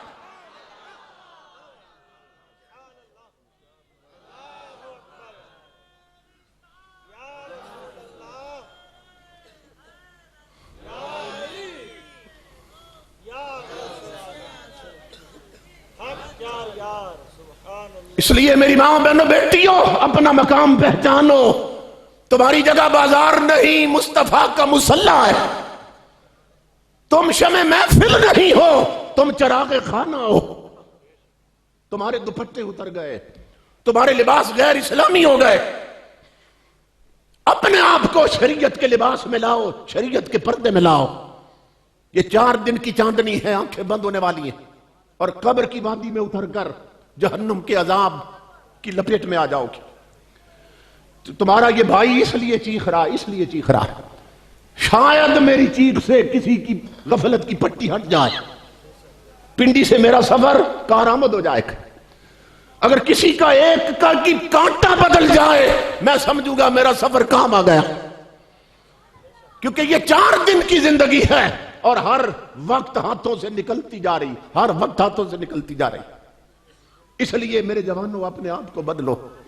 میری ماں بہنوں بیٹیوں, امام الانبیاء نے فرمایا تھا, میرے آقا نے فرمایا میری امت پہ ایک وقت آنے والا ہے, نساؤن کاسیاتن آریاتن ممیلاتن مائلاتن. میرے آقا نے فرمایا میری امت پہ وقت آنے والا ہے, ہوں گی میری امت کی عورتیں کلمہ میرا پڑھیں گی مگر بد نصیب کپڑے پہن کے بھی ننگی پھر رہی ہوں گی. یہ حدیث ہے حضور کی. عورتیں ڈھیلا ڈھالا لباس پہنتی تھی, ڈھیلا ڈھالا لباس پہنتی تھی, کیونکہ الناس باللباس عربی کا مقولہ ہے کہ انسان کی پہچان ہی لباس سے, انسانیت کی پہچان ہی لباس سے. کیونکہ گھوڑے اور گدھے لباس نہیں پہنتے, کتے لباس نہیں پہنتے, لباس بندے پہنتے ہیں. انسان کی پہچان ہی لباس سے. تو پہلے عورتیں نا ڈھیلا ڈھالا لباس پہنتی تھی, اور پھر اوپر موٹی موٹی چادریں ہوتی تھی, اور پورے بازو ہوتے تھے, اور بین والے کرتے ہوتے تھے, بین والے. اور جب گھروں میں ٹی وی کی ٹی بی ہو گئی, قوم کو ٹی وی لگ گئے نا گھروں میں, فلمیں اور ڈرامے چلے, پھر ڈشیں آ گئی, پھر وی سی آر آ گیا, پھر ڈی وی ڈی آ گئی, پھر کیبل کے کنیکشن آ گئے, پھر ٹچ موبائل آ گئے. قوم لبرل ہوتی گئی, بے غیرت بنتی گئی, حیا نکلتا گیا. پھر کیا ہوا, سروں سے دوپٹے اترے اور گلے میں آ گئے, پھر گلے سے بھی ختم ہو گئے. وہ بین عورتیں پہنتی تھی, بین والے کرتے, کہ یہاں بھی غیر کی نظر نہ پڑے. وہ بین ختم ہوئے, گلے اور گریبان اتنے کھلے ہو گئے کہ نیک لائنیں اور جسم نظر آنے لگے. عورتیں پورے بازو پہنتی تھی, شارٹ کٹ ہوتے ہوتے بازو پورے ننگے ہو گئے. اب آگے گرمیوں میں جو لباس بازاروں میں بک رہا ہے, اب دیکھنا عورتوں کا حال کیا ہوتا. ادھر چاک کتنے اونچے کر لیے کہ پیٹ نظر آنے لگے, ادھر شلواروں کی جگہ ٹائٹ پاجامے پہن لیے عورتوں نے کہ جسم کا انگ انگ اور جوڑ جوڑ نظر آنے لگا. قرآن کیا کہتا ہے؟ جسے تم نے صرف ختم اور شبینے کی کتاب سمجھا ہے, اسے الماری سے نکالو. وہ کیا کہتا ہے قرآن؟ قرآن کہتا ہے نبی کی امت کی عورتوں وَلْيَضْرِبْنَ بِخُمُرِهِنَّ عَلَىٰ جُيُوبِهِنَّ, اپنے اوپر اپنے جسموں پر اپنی چادروں کے پلو ڈال کے رکھا کرو تاکہ تمہارے جسم کا ابھار ظاہر نہ ہونے پائے. قرآن کہتا ہے وَلَا يَضْرِبْنَ بِأَرْجُلِهِنَّ لِيُعْلَمَ مَا يُخْفِينَ مِنْ زِينَتِهِنَّ. اے نبی کی امت کی عورتوں, اگر گھروں سے نکلو, مجبوراً بازار جاؤ, سڑک پہ جاؤ, گلی میں جاؤ, تو اپنی چال بھی ایسی مت بناؤ اور اس زور سے قدم زمین پہ مت دھرو کہ تمہاری چوڑیوں کی جنکار بھی غیر محرم کے کانوں میں جائے. یہ میں قرآن پڑھ رہا ہوں. اور جس عورت کی چوڑیوں کی آواز بھی قرآن نہیں چاہتا کہ غیر کے کانوں میں جائے, وہ خود میک اپ کر کے غیروں میں جا بیٹھی. آج بے حیا اور بے غیرت خامن جنہوں نے صرف انگریز کی تعلیم پڑھی ہے, وہ کیا کہتے ہیں؟ وہ بیوی کو کہتے ہیں تیاری کرو, بازار تمہیں شاپنگ کروانے جانا, تیاری کرو. اور اسے معلوم ہے بے غیرت کو کہ وہ تیاری کیسے کرتی. یعنی خامد کے سامنے تو ہاتھوں سے پیاز کی بو آ رہی تھی اور سادہ سے کپڑوں میں تھے. اب خامد کہہ رہا ہے بازار جانا ہے, اب سرخی پاؤڈر لگ رہا ہے, اب میک اپ ہو رہا, اب کپڑے بدلے جا رہے ہیں, اب خوشبو چھڑکی جا رہی ہے. اس بے غیرت کو یہ سمجھ ہی نہیں آ رہی بیوی میری تھی, سورنا تو میرے لیے تھا, سجنا تو میرے لیے تھا, یہ بن سمر کر غیروں کو کیا دکھانے جا رہی ہے؟ کیا غیرت اتنی مر گئی؟ اکبر الہ آبادی نے کہا تھا بے پردہ نظر آئیں مجھے چند بیپیاں، اکبر زمین میں غیرت قومی سے گڑ گیا اور پوچھا جو میں نے تم کا وہ پردہ وہ کیا ہوا؟ پوچھا جو ان سے تمہارا وہ پردہ وہ کیا ہوا؟ کہنے لگی کہ عقل پہ مردوں کی پڑ گیا۔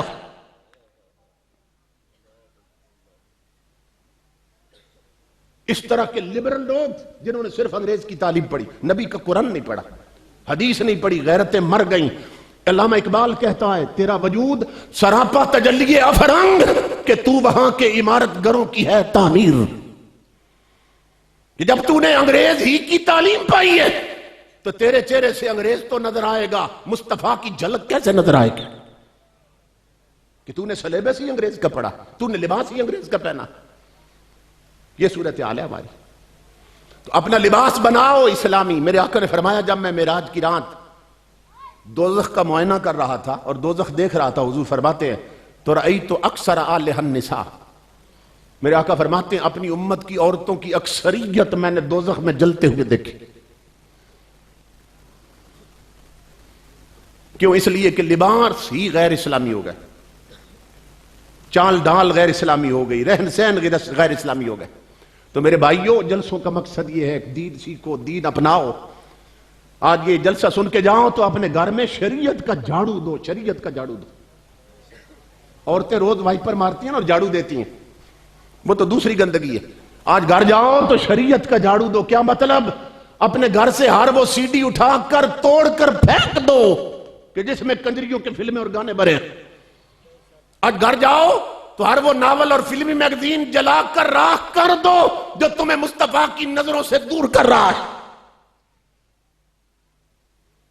اپنے گھر کو پاک بناؤ تاکہ نبی کی رحمت گھروں میں اترے اور اللہ کا فضل شامل حال ہو۔ ہمارے گھر ناپاک ہو گئے۔ ہر بندے کی طلب ہے میں مدینہ پہنچ جاؤں، میں کعبہ شریف دیکھ لوں۔ آج پیسہ زیادہ ہو گیا نا، بندوں نے 10 عمرے کر رکھے، 15 عمرے کر رکھے، مگر زندگی نہیں بدل رہی، زندگی نہیں بدل رہی۔ جالیوں پہ جاتے ہیں، بڑے روتے ہیں۔ اسی دور کے ایک بزرگ کو حضور خواب میں ملے، فرمایا بدبخت جالیوں پہ بڑے روتے ہیں اور سمجھتے ہیں شاید مجھے نہیں معلوم گھر میں کیا رکھا ہے۔ گھر میں بہو بیٹیوں کے دوپٹے اترے ہیں، جالیوں پہ رو رہے ہیں۔ گھر میں LCDs لگی ہیں، کیبل کے کنیکشن گھر میں، اور چھتوں پہ 2 ڈشیں لگی ہیں، اور بغیرتی کا پورا ماحول یورپ کا گھر میں دیکھا جا رہا ہے، اور میری جالیوں پہ رو رہے ہیں۔ وہ سمجھتے ہیں نبی کو خبر نہیں۔ تو ایسے عمرے کرنے والے لوگ بڑے بدبخت ہیں۔ کیوں؟ بڑے بد نصیب تھے ہم جو قرار تک نہ پہنچے۔ کیوں؟ کہ در یار تک تو پہنچے، دل یار تک نہ پہنچے۔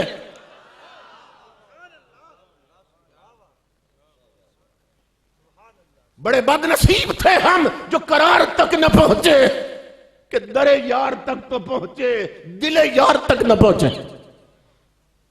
کوشش کرو نبی کے دل تک پہنچ جاؤ، آقا پسند کر لے تمہیں۔ اس لیے آج جاؤ تو گھروں میں شریعت کا جھاڑو دو اور اپنے گھر سے ہر وہ نقش مٹا دو جو مدینے کا نقشہ دھندلا رہا ہے۔ اس لیے میرے آقا کے غلاموں، میں اتنا شور مچا رہا ہوں شاید کہ اتر جائے تیرے دل میں میری بات۔ اپنے آپ کو بدل لو۔ زندگی بہت تیزی سے ہاتھوں سے نکلتی جا رہی ہے۔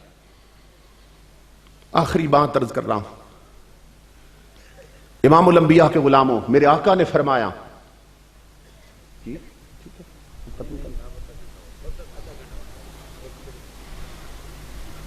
امام الانبیاء نے فرمایا، اور بڑے عجیب انداز سے آقا نے فرمایا، میرے آقا نے فرمایا منبر پہ بیٹھ کے، فرمایا او میرے صحابیوں اور میری قیامت تک آنے والی امت، کوئی ہے جو اپنے نبی کی حسرت پوری کر دے؟ آقا نے فرمایا کوئی امتی ہے جو میری یہ حسرت پوری کر دے؟ آقا کیا حسرت ہے آپ؟ امام الانبیاء نے فرمایا احبو ان تکون ہذہ السورۃ فی قلب کل رجل وامرأۃ من امتی۔ یہ جو سورہ ملک ہے قرآن کی، سورہ ملک صرف 2 رکوع ہیں۔ امام الانبیاء نے فرمایا میرا امتی کوئی ہے جو میری یہ حسرت پوری کر دے؟ کہ میری حسرت یہ ہے کہ سورہ ملک میرے ہر امتی کے سینے میں آ جائے۔ یہ میرے ہر امتی کو زبانی یاد ہو جائے. سورہ ملک. فرمایا تمہارے نبی کی حسرت یہ. اور صحابہ فرماتے ہیں کہ جس دن حضور نے منبر پہ فرمایا تھا اس دن مدینے میں نہ کوئی مرد رہا نہ کوئی عورت رہی, نہ کوئی آزاد رہا نہ کوئی غلام, نہ کوئی بڑا رہا نہ کوئی بچہ جس نے یہ صورت یاد نہ کر لی. انہیں آقا کی حسرت کا اتنا حیا ہوتا تھا. تو جتنا بھی کند ذہن بندہ ہو, جتنا بھی نالائق ہو نا, بھئی ذہن کام نہیں کرتا. 30 آیتیں اس سورت کی. ساری آیتیں کتنی ہیں؟ 30 آیت. صبح سے شام تک اگر ایک آیت بھی کوئی پڑھتا رہے نا, رٹا لگاتا رہے, پڑھتا رہے, تو شام تک اسے وہ آیت یاد ہو جائے گی. اور پورے مہینے میں ہر روز ایک آیت یاد کرے گا تو پورے مہینے میں سورت پوری یاد ہو جائے گی اور نبی کی حسرت پوری ہو جائے گی. اللہ فرماتے ہیں تو میری یہ ایک حسرت پوری کر, قبر میں آ میں تیری ہر حسرت پوری کر دوں. یہ بھی کوئی مشکل ہے یہ سورت یاد کرنا. اور پھر اس کی 30 آیتیں ہیں. اور اولیاء فرماتے ہیں فقیروں کا ٹوٹکا سن لیں, یہ بڑے فتنوں کا دور ہے, کسی وقت کوئی عذاب آ سکتا, کیونکہ معاشرہ اتنا بگڑ گیا, بے حیائی بدکاری اتنی عام ہو چکی ہے, کسی وقت بھی عذاب کا کوڑا حرکت میں آ سکتا. ہم عذاب الہی کے مستحق بن چکے ہیں. اس لیے میرے آقا کے غلاموں یہ یاد رکھو. بزرگ فرماتے ہیں, صوفیاء فرماتے ہیں, اس سورت کی آیتیں ہیں 30 اور مہینے کے دن بھی 30 ہوتے ہیں. تو پہلی رات کا چاند جب نکلے تو جو بندہ اس سورت کو پڑھ لے چاند کو دیکھنے کے بعد, یہ سورت اس کے پورے مہینے کی محافظ ہو جاتی. اس کی ہر آیت اس کے ایک دن کی, مہینے کے ایک ایک دن کی ایک ایک آیت محافظ ہو جاتی. اور اس دوران اگر آسمان بھی زمین پہ گر جائے تو اس کا بال بھی ٹیڑھا نہیں ہوگا جس نے یہ سورت پڑھی ہوگی. تو کم از کم اتنا تو کر لو. یہ ایک سورت. اور یہ بھی ہو سکتا ہے کہ گھر میں جس کو یہ آتی ہے اس کی منت کر لو گھر والے سارے کہ شام کے بعد تو پڑھ دیا کر, ہم سارے سن لیا کریں گے. تو جس طرح اس کی جولی بھرے گی آپ کی بھی بھر جائے گی. اس لیے کوئی کرنے کا کام شروع تو کرو. مسجد میں نہیں جانا, زکوٰۃ نہیں دینی, سچ نہیں بولنا, حلال نہیں کھانا, فلمیں دیکھنی ہیں, ڈرامے دیکھنے ہیں, کجریوں کے ناچ دیکھنے ہیں, لباس غیر اسلامی رکھنا ہے, پردہ نہیں کرنا شریعت والا, چغلی اور غیبت اور گلہ اور حسد اور کینہ ہر چیز سے ملوث رہنا ہے. تو امام الانبیاء کے غلاموں پھر کب قبر سنورے گی اور کب حشر سنورے گا؟ یہ ہمارے چھوٹے چھوٹے بچے جو اس دور کے ہیں یہ بڑے نازک بچے ہیں, کیونکہ اس دور میں ہر گھر میں ہیٹر بھی ہیں اور پنکھے بھی, اور امیروں نے تو اے سی بھی لگوا دیے کہ اس دور کے بچوں نے نہ سردی دیکھی نہ گرمی دیکھی. اگر انہیں شریعت نہیں پڑھاؤ گے اور انہیں آقا کی حدیثوں اور دین کی طرف نہیں لاؤ گے تو یہ اس لائق ہیں کہ جہنم کا عذاب برداشت کرتے ہیں. سردیوں میں گھر میں ہیٹر جل رہا ہو نا, ہیٹر, اور چھوٹے چھوٹے بچے جو گھروں میں ہوتے ہیں, دادا دادی نانا نانی سارے گھر والے, ان کی نظر اس بچے پہ ہوتی ہے. دھیان رکھنا کہیں ہیٹر کی طرف نہ چلا جائے, انگیٹھی کی طرف نہ چلا جائے, اور اگر خدا نہ خواستہ اس کا ہاتھ جل جائے تو سارے چیخ اٹھتے, لے جاؤ ڈاکٹر کے پاس, بچے کا ہاتھ جل گیا, بیٹی کا ہاتھ جل گیا. اب اس آگ کی اتنی پریشانی بن جاتی, اور مدینے سے آواز آ رہی ہے تیری نسلیں آنکھ کھول, تیرے یہ بچے بچیاں جہنم کی اس آگ میں اترنے والی ہیں کہ جو تن پر لگے گی اور من تک ڈھونڈ کے رکھ دے گی. قرآن کہتا ہے تطلع علی الافئدہ, وہ آگ اوپر لگائیں گے اور دلوں تک چڑھ جائے گی, اندر تک اتر جائے گی, اور ہمارے چھوٹے چھوٹے بچے اور بچیاں اسی جہنم کی طرف بھاگ رہی ہیں, اور اس بھاگنے میں ان کی مائیں بھی ساتھ شامل ہیں.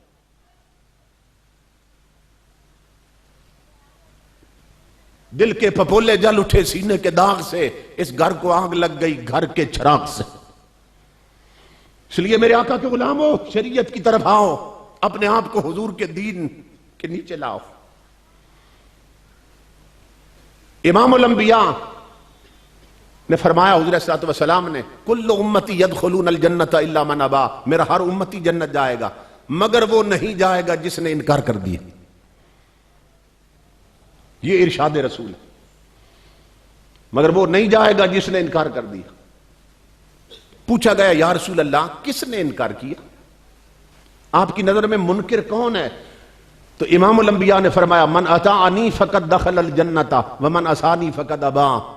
فرمایا جس نے میری اطاعت کی وہ جنت جائے گا، جو میں نے کہا اس نے وہ کیا وہ جنت جائے گا، اور جس نے میری نہ مانی نہ فرمانی کی، میرے آقا نے فرمایا اس نے انکار کر دیا اور وہ بدبخت جہنم جائے گا.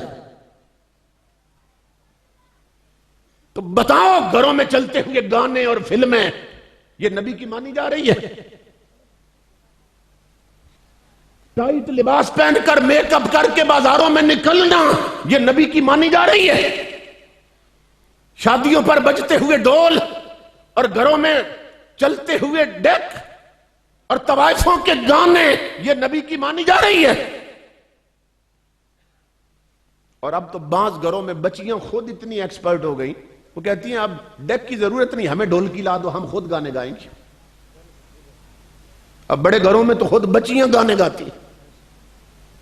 مجھے ایمان سے بتاؤ کیا گھر میں مصلے پر بیٹھ کر عورت اونچی آواز میں حضور کا قرآن پڑھ سکتی ہے؟ اونچی آواز میں قرآن پڑھ سکتی ہے؟ نہیں پڑھ سکتی. کیوں؟ اس لیے کہ عورت کی آواز بھی عورت. میرے آقا نے فرمایا المرأۃ عورۃ، آقا نے فرمایا عورت پوری کی پوری پردے کی شے ہے.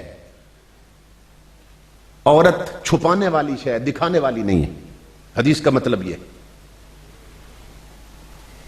تو جو عورت گھر میں بیٹھ کر اونچی آواز میں نبی کا قرآن نہیں پڑھ سکتی، وہ ڈھولکی کی تھاپ پہ گانے گا سکتی؟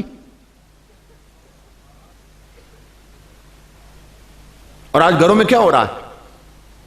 جس گھر میں شادی ہوتی ہے شادی 10-20 دن بعد ہوتی ہے اور پہلے ہی ڈیک لگ جاتے ہیں گھر میں اور طوائفوں کے گانے شروع ہو جاتے ہیں. اور امام الانبیاء نے فرمایا صوتان ملعونان فی الدنیا والآخرہ، دو آوازیں ایسی ہیں کہ جس جگہ سے بلند ہوں اوپر سے رب کی لعنت اترتی. رنت عند مصیبت، ایک آواز مصیبت کے وقت اونچی آواز میں رونا چیخنا چلانا، اوپر سے لعنت اترتی. جس گھر میں کوئی موت ہو جائے، کوئی فوت ہو جائے، جب عورتیں روتی ہیں اونچی آواز میں چیختی ہیں اوپر سے لعنت اترتی. اور امام الانبیاء نے فرمایا دوسری چیز وَمِزْمَارٌ عِنْدَ نِعْمَةٍ، جس گھر میں منگنی ہو، شادی ہو، ولیمہ ہو، عقیقہ ہو، کوئی خوشی کا موقع ہو اور اس گھر میں ڈھول ڈمکے بجیں، راگ باجے چلیں، گانوں کی آواز آئے، امام الانبیاء فرماتے ہیں اوپر سے رب کی لعنت اترتی ہے. تو جن گھروں میں شادیوں سے پہلے مہینہ پہلے گانے چلتے ہیں ڈیک پر، شادی کے دن تک اس گھر پر کتنی لعنتیں اتر چکی ہوتی، پھر شادی میں برکت کہاں سے آئے گی؟ اور اس دور کی سروے رپورٹ کے مطابق اس دور میں جتنی طلاقیں ہو رہی ہیں، جتنے گھر اجڑ رہے ہیں، اس سے پہلے کبھی نہیں اتنے اجڑے تھے. کہ شادی ہوتی ہے 6 مہینے بعد یا خاوند طلاق دے دیتا یا بیوی عدالت پہنچی ہوتی کہ مجھے خلا لے دو. آپس میں کیوں نہیں بنی؟ گھر کیوں اجڑے؟ امام الانبیاء فرماتے ہیں الغناء ينبت النفاق فی القلب کما ينبت الماء الزرع.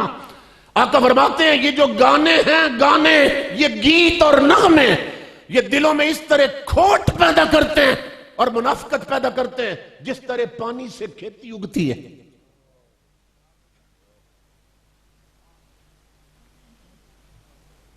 ہر چیز میرے آقا نے بیان کر دی. فرمایا جس قوم میں گانے عام ہو جائیں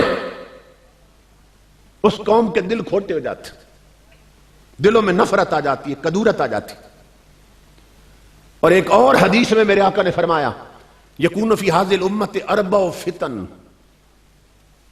آقا نے فرمایا میری امت میں یاد رکھنا میرا کلمہ پڑھنے والوں، قیامت آنے سے پہلے پہلے مختلف ادوار میں اور زمانوں میں اور وقتوں میں 4 بڑے فتنے پیدا ہوں گے. حضور نے فرمایا جو میری امت کو برباد کر کے رکھ دیں گے. اور آخری بڑا فتنہ کون سا ہوگا؟ حدیث کے لفظ پڑھ رہا ہوں.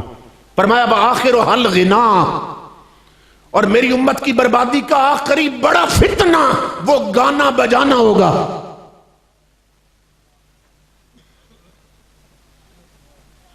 اب بتاؤ کون سا گھر ہے جس میں گانے نہیں ہیں؟ کون سی شادی ہے جس پہ گانے نہیں ہیں؟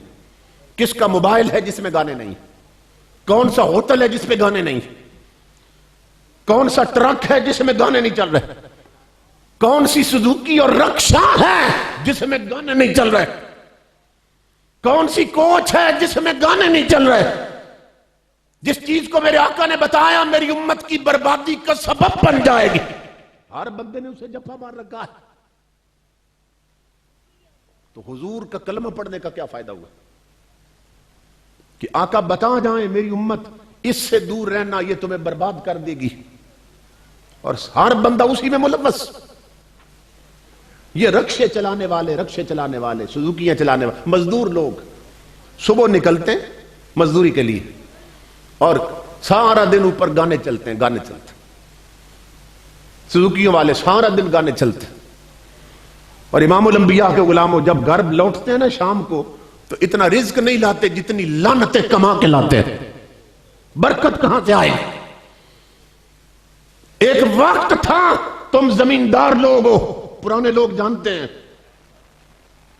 بیل ہوتے تھے، پیچھے لکڑی کا ہل ہوتا تھا، ہل چلانا ہے نا، گندم کی بیجائی کرنی ہے، اپنا کوئی اناج بونا ہے، اس کا بیج بونا، تو وضو کر کے ہل چلاتے تھے، بسم اللہ پڑھ کے داخل ہوتے تھے، ہر پھیرے میں اپنے نبی پہ یا درود پڑھتے رہتے یا کلمے کا ورد کرتے رہتے، بزرگ یا سورہ یاسین پڑھتے رہتے تھے۔ اور اب صورتحال یہ ہے کہ اللہ نے اس غریبی سے امیری دی، 4 ٹکے آ گئے، بڑے بڑے زمینداروں کے پاس ٹریکٹر آ گئے، ادھر زمیندار کا بیٹا ٹریکٹر چلا رہا ہے، اپنا رزق حاصل کرنا چاہتا ہے، اوپر کنجری کا گانا بھی چل رہا ہے۔ ظالموں، رزق کو بھی تم نے لعنتی بنا دیا، جس کے ہر دانے پہ لعنت اتر چکی ہے، وہ کھانے والے نمازی کیسے بنیں گے؟ رب رسول کے ڈرنے والے کیسے بنیں گے؟ یہ وہ صورتحال ہے جو ہمیں در رسول سے دور لے جا رہی۔ اور اب تو یہ ہے کہ جب تھریشر لگتے ہیں نا، گندم تھریشرائز ہو رہی ہوتی، اس وقت بھی اوپر گانے چل رہے ہوتے، یعنی اب رزق گھر آ رہا ہے مگر لعنتیں کمانی ضرور ہے۔ یہ صورتحال ہے۔ اس لیے میرے آقا کے غلاموں، اپنے آپ کو تاجدار کائنات کی شریعت اور طریقوں کے مطابق بناؤ۔ میرے آقا کے حوالے سے اللہ رب العزت نے فرمایا ما آتاکم الرسول فخذوہ وما نہاکم عنہ فانتہوا۔ میرے آقا نے فرمایا، اللہ نے فرمایا قرآن میں، جو نبی دے یعنی جس کا حکم دے وہ لے لو، اور جس سے نبی روکے اس سے رک جاؤ۔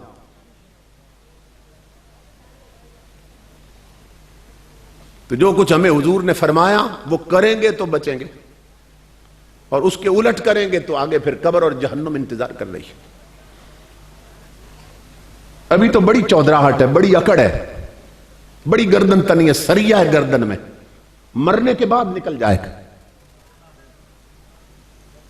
بڑے بڑے چودھری، ملک مار، راجے مہاراجے، بریگیڈیئر جنرل اور وزیر اعظم بھی جب قبروں میں جاتے ہیں نا، میرے نبی فرماتے تم نہیں سنتے، میں سن رہا ہوں کہ اب کیا چیخ رہے ہیں۔ اب بڑے بڑے وڈیرے، جاگیردار اور نواب قبروں میں چیخ کر کہتے ہیں حل من احد من یذکر غربتنا، منہ کیا ہے دنیا کی طرف اور کہتے ہیں لوگوں ہے کوئی جو ہماری غریبی پہ ترس کھائے۔ یہ وہ لوگ تھے جو دنیا میں غریبوں کے ساتھ ہاتھ ملانا بھی توہین سمجھتے تھے، اپنے صوفے الگ رکھتے تھے، غریبوں کے پیڑے الگ رکھتے تھے۔ اب قبر میں چیخ رہے ہیں ہم غریب ہو گئے، او دنیا والو ہم غریب ہو گئے۔ کوئی ہے جو ہماری غریبی پہ ترس کھائے؟ کیا مطلب؟ صرف ایک بار درود پڑھ کے اس کا ثواب ہمیں بھیج دے، صرف ایک آیت پڑھ کے یا کل شریف پڑھ کے اس کا ثواب ہمیں بھیج دے، شاید ہمارا عذاب کم ہو جائے۔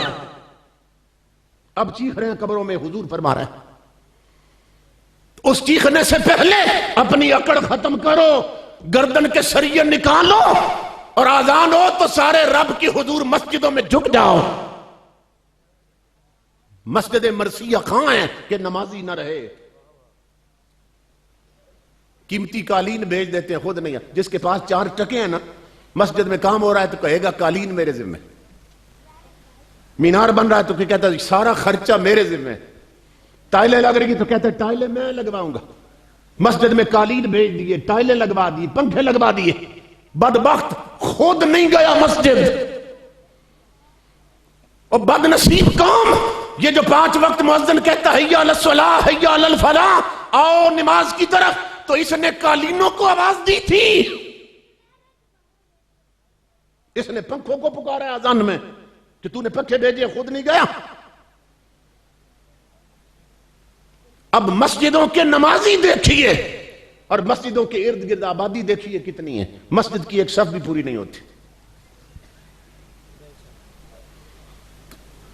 تو امام الانبیاء کے غلام ہم دھوکے میں مبتلا ہیں، خود فریبی میں مبتلا۔ اقبال نے کہا تھا خبر نہیں کیا ہے نام اس کا، خدا فریبی کے خود فریبی، عمل سے فارغ ہوا مسلمان بنا کے تقدیر کا بہانہ، کہ یہ سمجھتا ہے میں رب کو فریب دے رہا ہوں، اسے کوئی نہیں دے سکتا، یہ بدبخت اپنے آپ کو دھوکہ دے رہا ہے۔ کچھ عرصہ پہلے کی بات ہے، کچھ عرصہ پہلے کی بات میں بتا رہا ہوں، اکڑ نکل جاتی ہے، پنڈی کا واقعہ، راول پنڈی کا، اور اسی پہ میں خطاب ختم کر رہا ہوں۔ پنڈی کے بہت بڑے چوک میں ایک فقیر بیٹھا تھا، فقیر، وہ دیکھ رہا تھا لوگ بڑی مہنگی مہنگی گاڑیوں پہ نہ بیٹھ کر اپنی بیگمات کے ساتھ، دوپٹے اترے ہوئے، میک اپ کیے ہوئے، آدھے جسم ننگے، وہ جا رہے تھے۔ ادھر مسجد میں اذان ہو رہی تھی، نہ کسی کو خدا یاد، نہ نماز یاد، نہ قبر یاد، نہ قیامت یاد۔ وہ فقیر چوک میں بیٹھا تھا، بڑی مہنگی مہنگی کاروں گاڑیوں پہ لوگ گزر رہے تھے، کوئی لینڈ کروزر پہ جا رہا ہے، کوئی پجارو پہ جا رہا ہے، تو وہ دیکھ دیکھ کے روتا تھا، لوگوں کو چیخے مار کے روتا تھا۔ ایک شریف آدمی اس کے پاس چلا گیا، کہا فقیر صاحب بازار میں اتنی رونق ہے، تو رو رہا ہے، ساری دنیا ہنس رہی، خیریت تو ہے، کیا ہوا تمہیں؟ فقیر کہنے لگا اللہ کی عزت کی قسم رو اس لیے رہا ہوں کہ میری آنکھیں دیکھ رہی ہیں کہ یہ سارے جس کے مجرم ہیں وہ معافی دینا چاہتا ہے، مجرم معافی مانگ نہیں رہا، اس کی رحمت منتظر ہے کہ قوم جھک جائے میں معاف کر دوں، مگر اتنی غفلت ہے کہ وہ معافی دینا چاہتا ہے جس کے مجرم، یہ معافی مانگ ہی نہیں رہے، میری آنکھیں دیکھ رہی کہ رحمت منتظر ہے۔ اسی فقیر کو اسی بندے نے اگلے دن پنڈی کے قبرستان میں روتے ہوئے دیکھا، بہت بڑے قبرستان کے درمیان قبروں میں بیٹھا ہے اور رو رہا ہے، قبریں دیکھ دیکھ کے روتا ہے۔ اس بندے نے کہا اللہ کے بندے عجیب آدمی ہے، تو آبادی میں بھی روتا اور ویرانے میں بھی، شہر میں بھی روتا ہے اور قبرستان میں بھی، وہ اب کیوں رو رہا ہے؟ فقیر کہنے لگا اللہ کی عزت کی قسم اب اس لیے رو رہا ہوں کہ میری آنکھیں دیکھ رہی ہیں کہ دنیا معافی مانگ رہی ہے، وہ معافی دے نہیں رہا ہے۔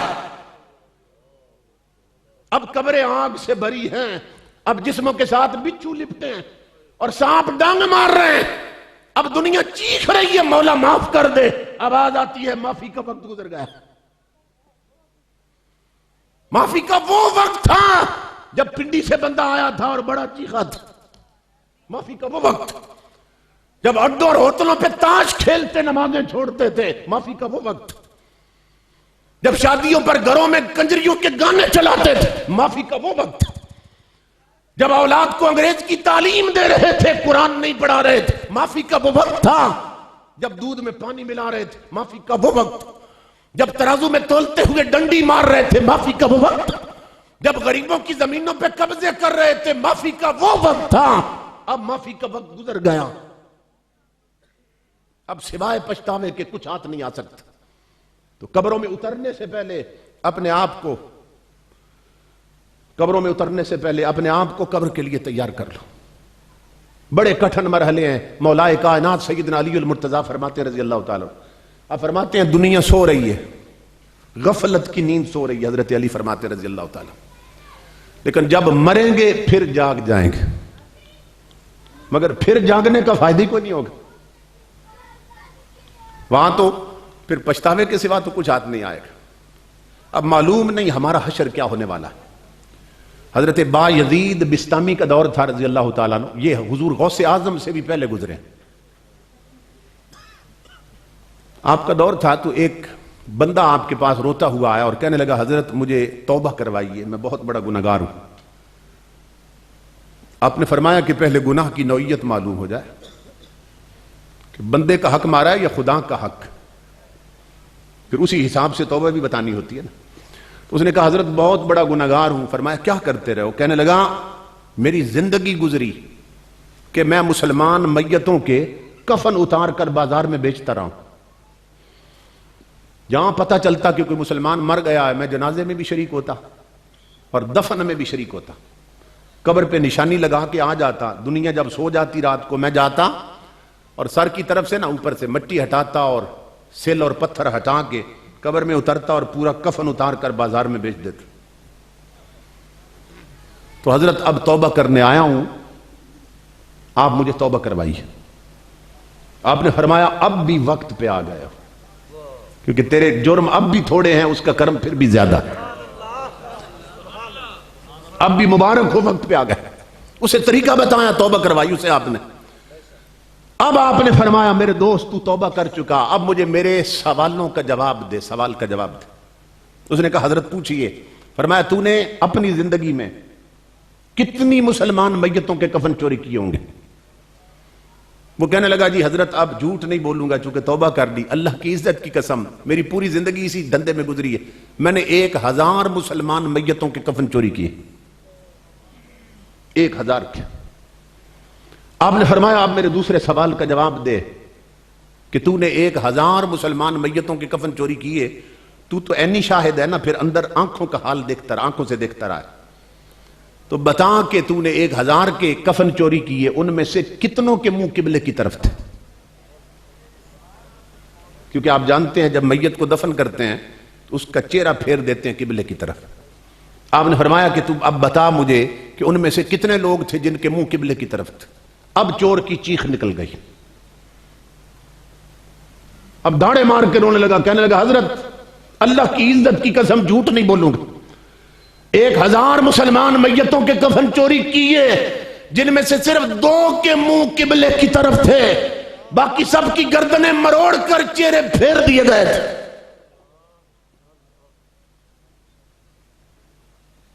کیوں پھیرے گئے تھے؟ سوال یہ ہے اس لیے کہ جب بدبختوں کے منہ دنیا میں ادھر نہ تھے, یہ اڈوں اور ہوٹلوں پہ تاش کھیلتے رہتے, مسجد میں اذان ہوتی تھی آؤ نماز کی طرف, تو جب منہ دنیا میں ادھر نہ تھے تو اللہ فرماتا ہے قبر میں کیوں رہنے دے, گردنیں مروڑ کر ان کے چہرے پھیر دیے جائیں. اب بتاؤ امام الانبیاء کے غلاموں, ہمارے محلے میں برادری میں کتنے لوگ ہیں جو اذان سن کے مصلی کی طرف جاتے یا نماز پڑھنے جاتے ہیں, اور یہ حشر ہونے والا ہے. تو کب تک غفلت کی چادر میں لپٹے رہے گے؟ اپنے آپ کو بچا لیں, اپنے آپ کو شریعت کے راستے پہ چلا دیں. میرے جیسے بندے روز تو نہیں منگوائے جاتے, نہ ہی انہیں کوئی سنتا ہے, چونکہ سر میری ہے کوئی نہیں. پھر لوگ بھی کہتے ہیں کہ پھر اسے نہ بلانا, اس لیے آج مجھے بلایا آپ نے, بڑی تسلی سے سنا, بڑے صبر سے سنا, میں اس پر بھی شکر گزار ہوں. امام الانبیاء کے غلاموں, اللہ رب العزت ہم سب کو عمل کی توفیق عطا فرمائے. اب جس کے جی میں آئے وہی پائے روشنی, اب جس کے جی میں آئے وہی پائے روشنی. ہم نے تو دل جلا کے سر عام رکھ دیا, وما علینا الا البلاغ.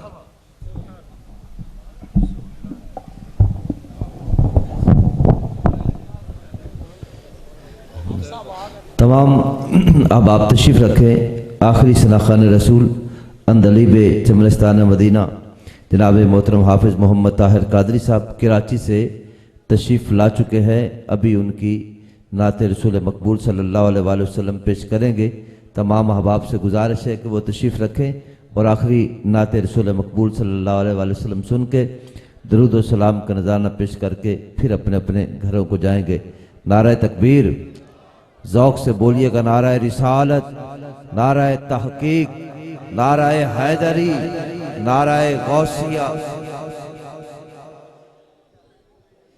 یہ مختصر اعلان سنیے گا. 25 مارچ بروز ہفتہ بعد از نماز عشاء 11ویں سالانہ محفل میلاد مصطفیٰ صلی اللہ علیہ وآلہ وسلم بامقام قائد پبلک سکول کرما والا آباد حبیب آباد میں ہو رہی ہے, جس میں خصوصی خطاب حضرت علامہ مولانا پیر محمد سلیم چشتی گولڈوی صاحب ملتان شریف سے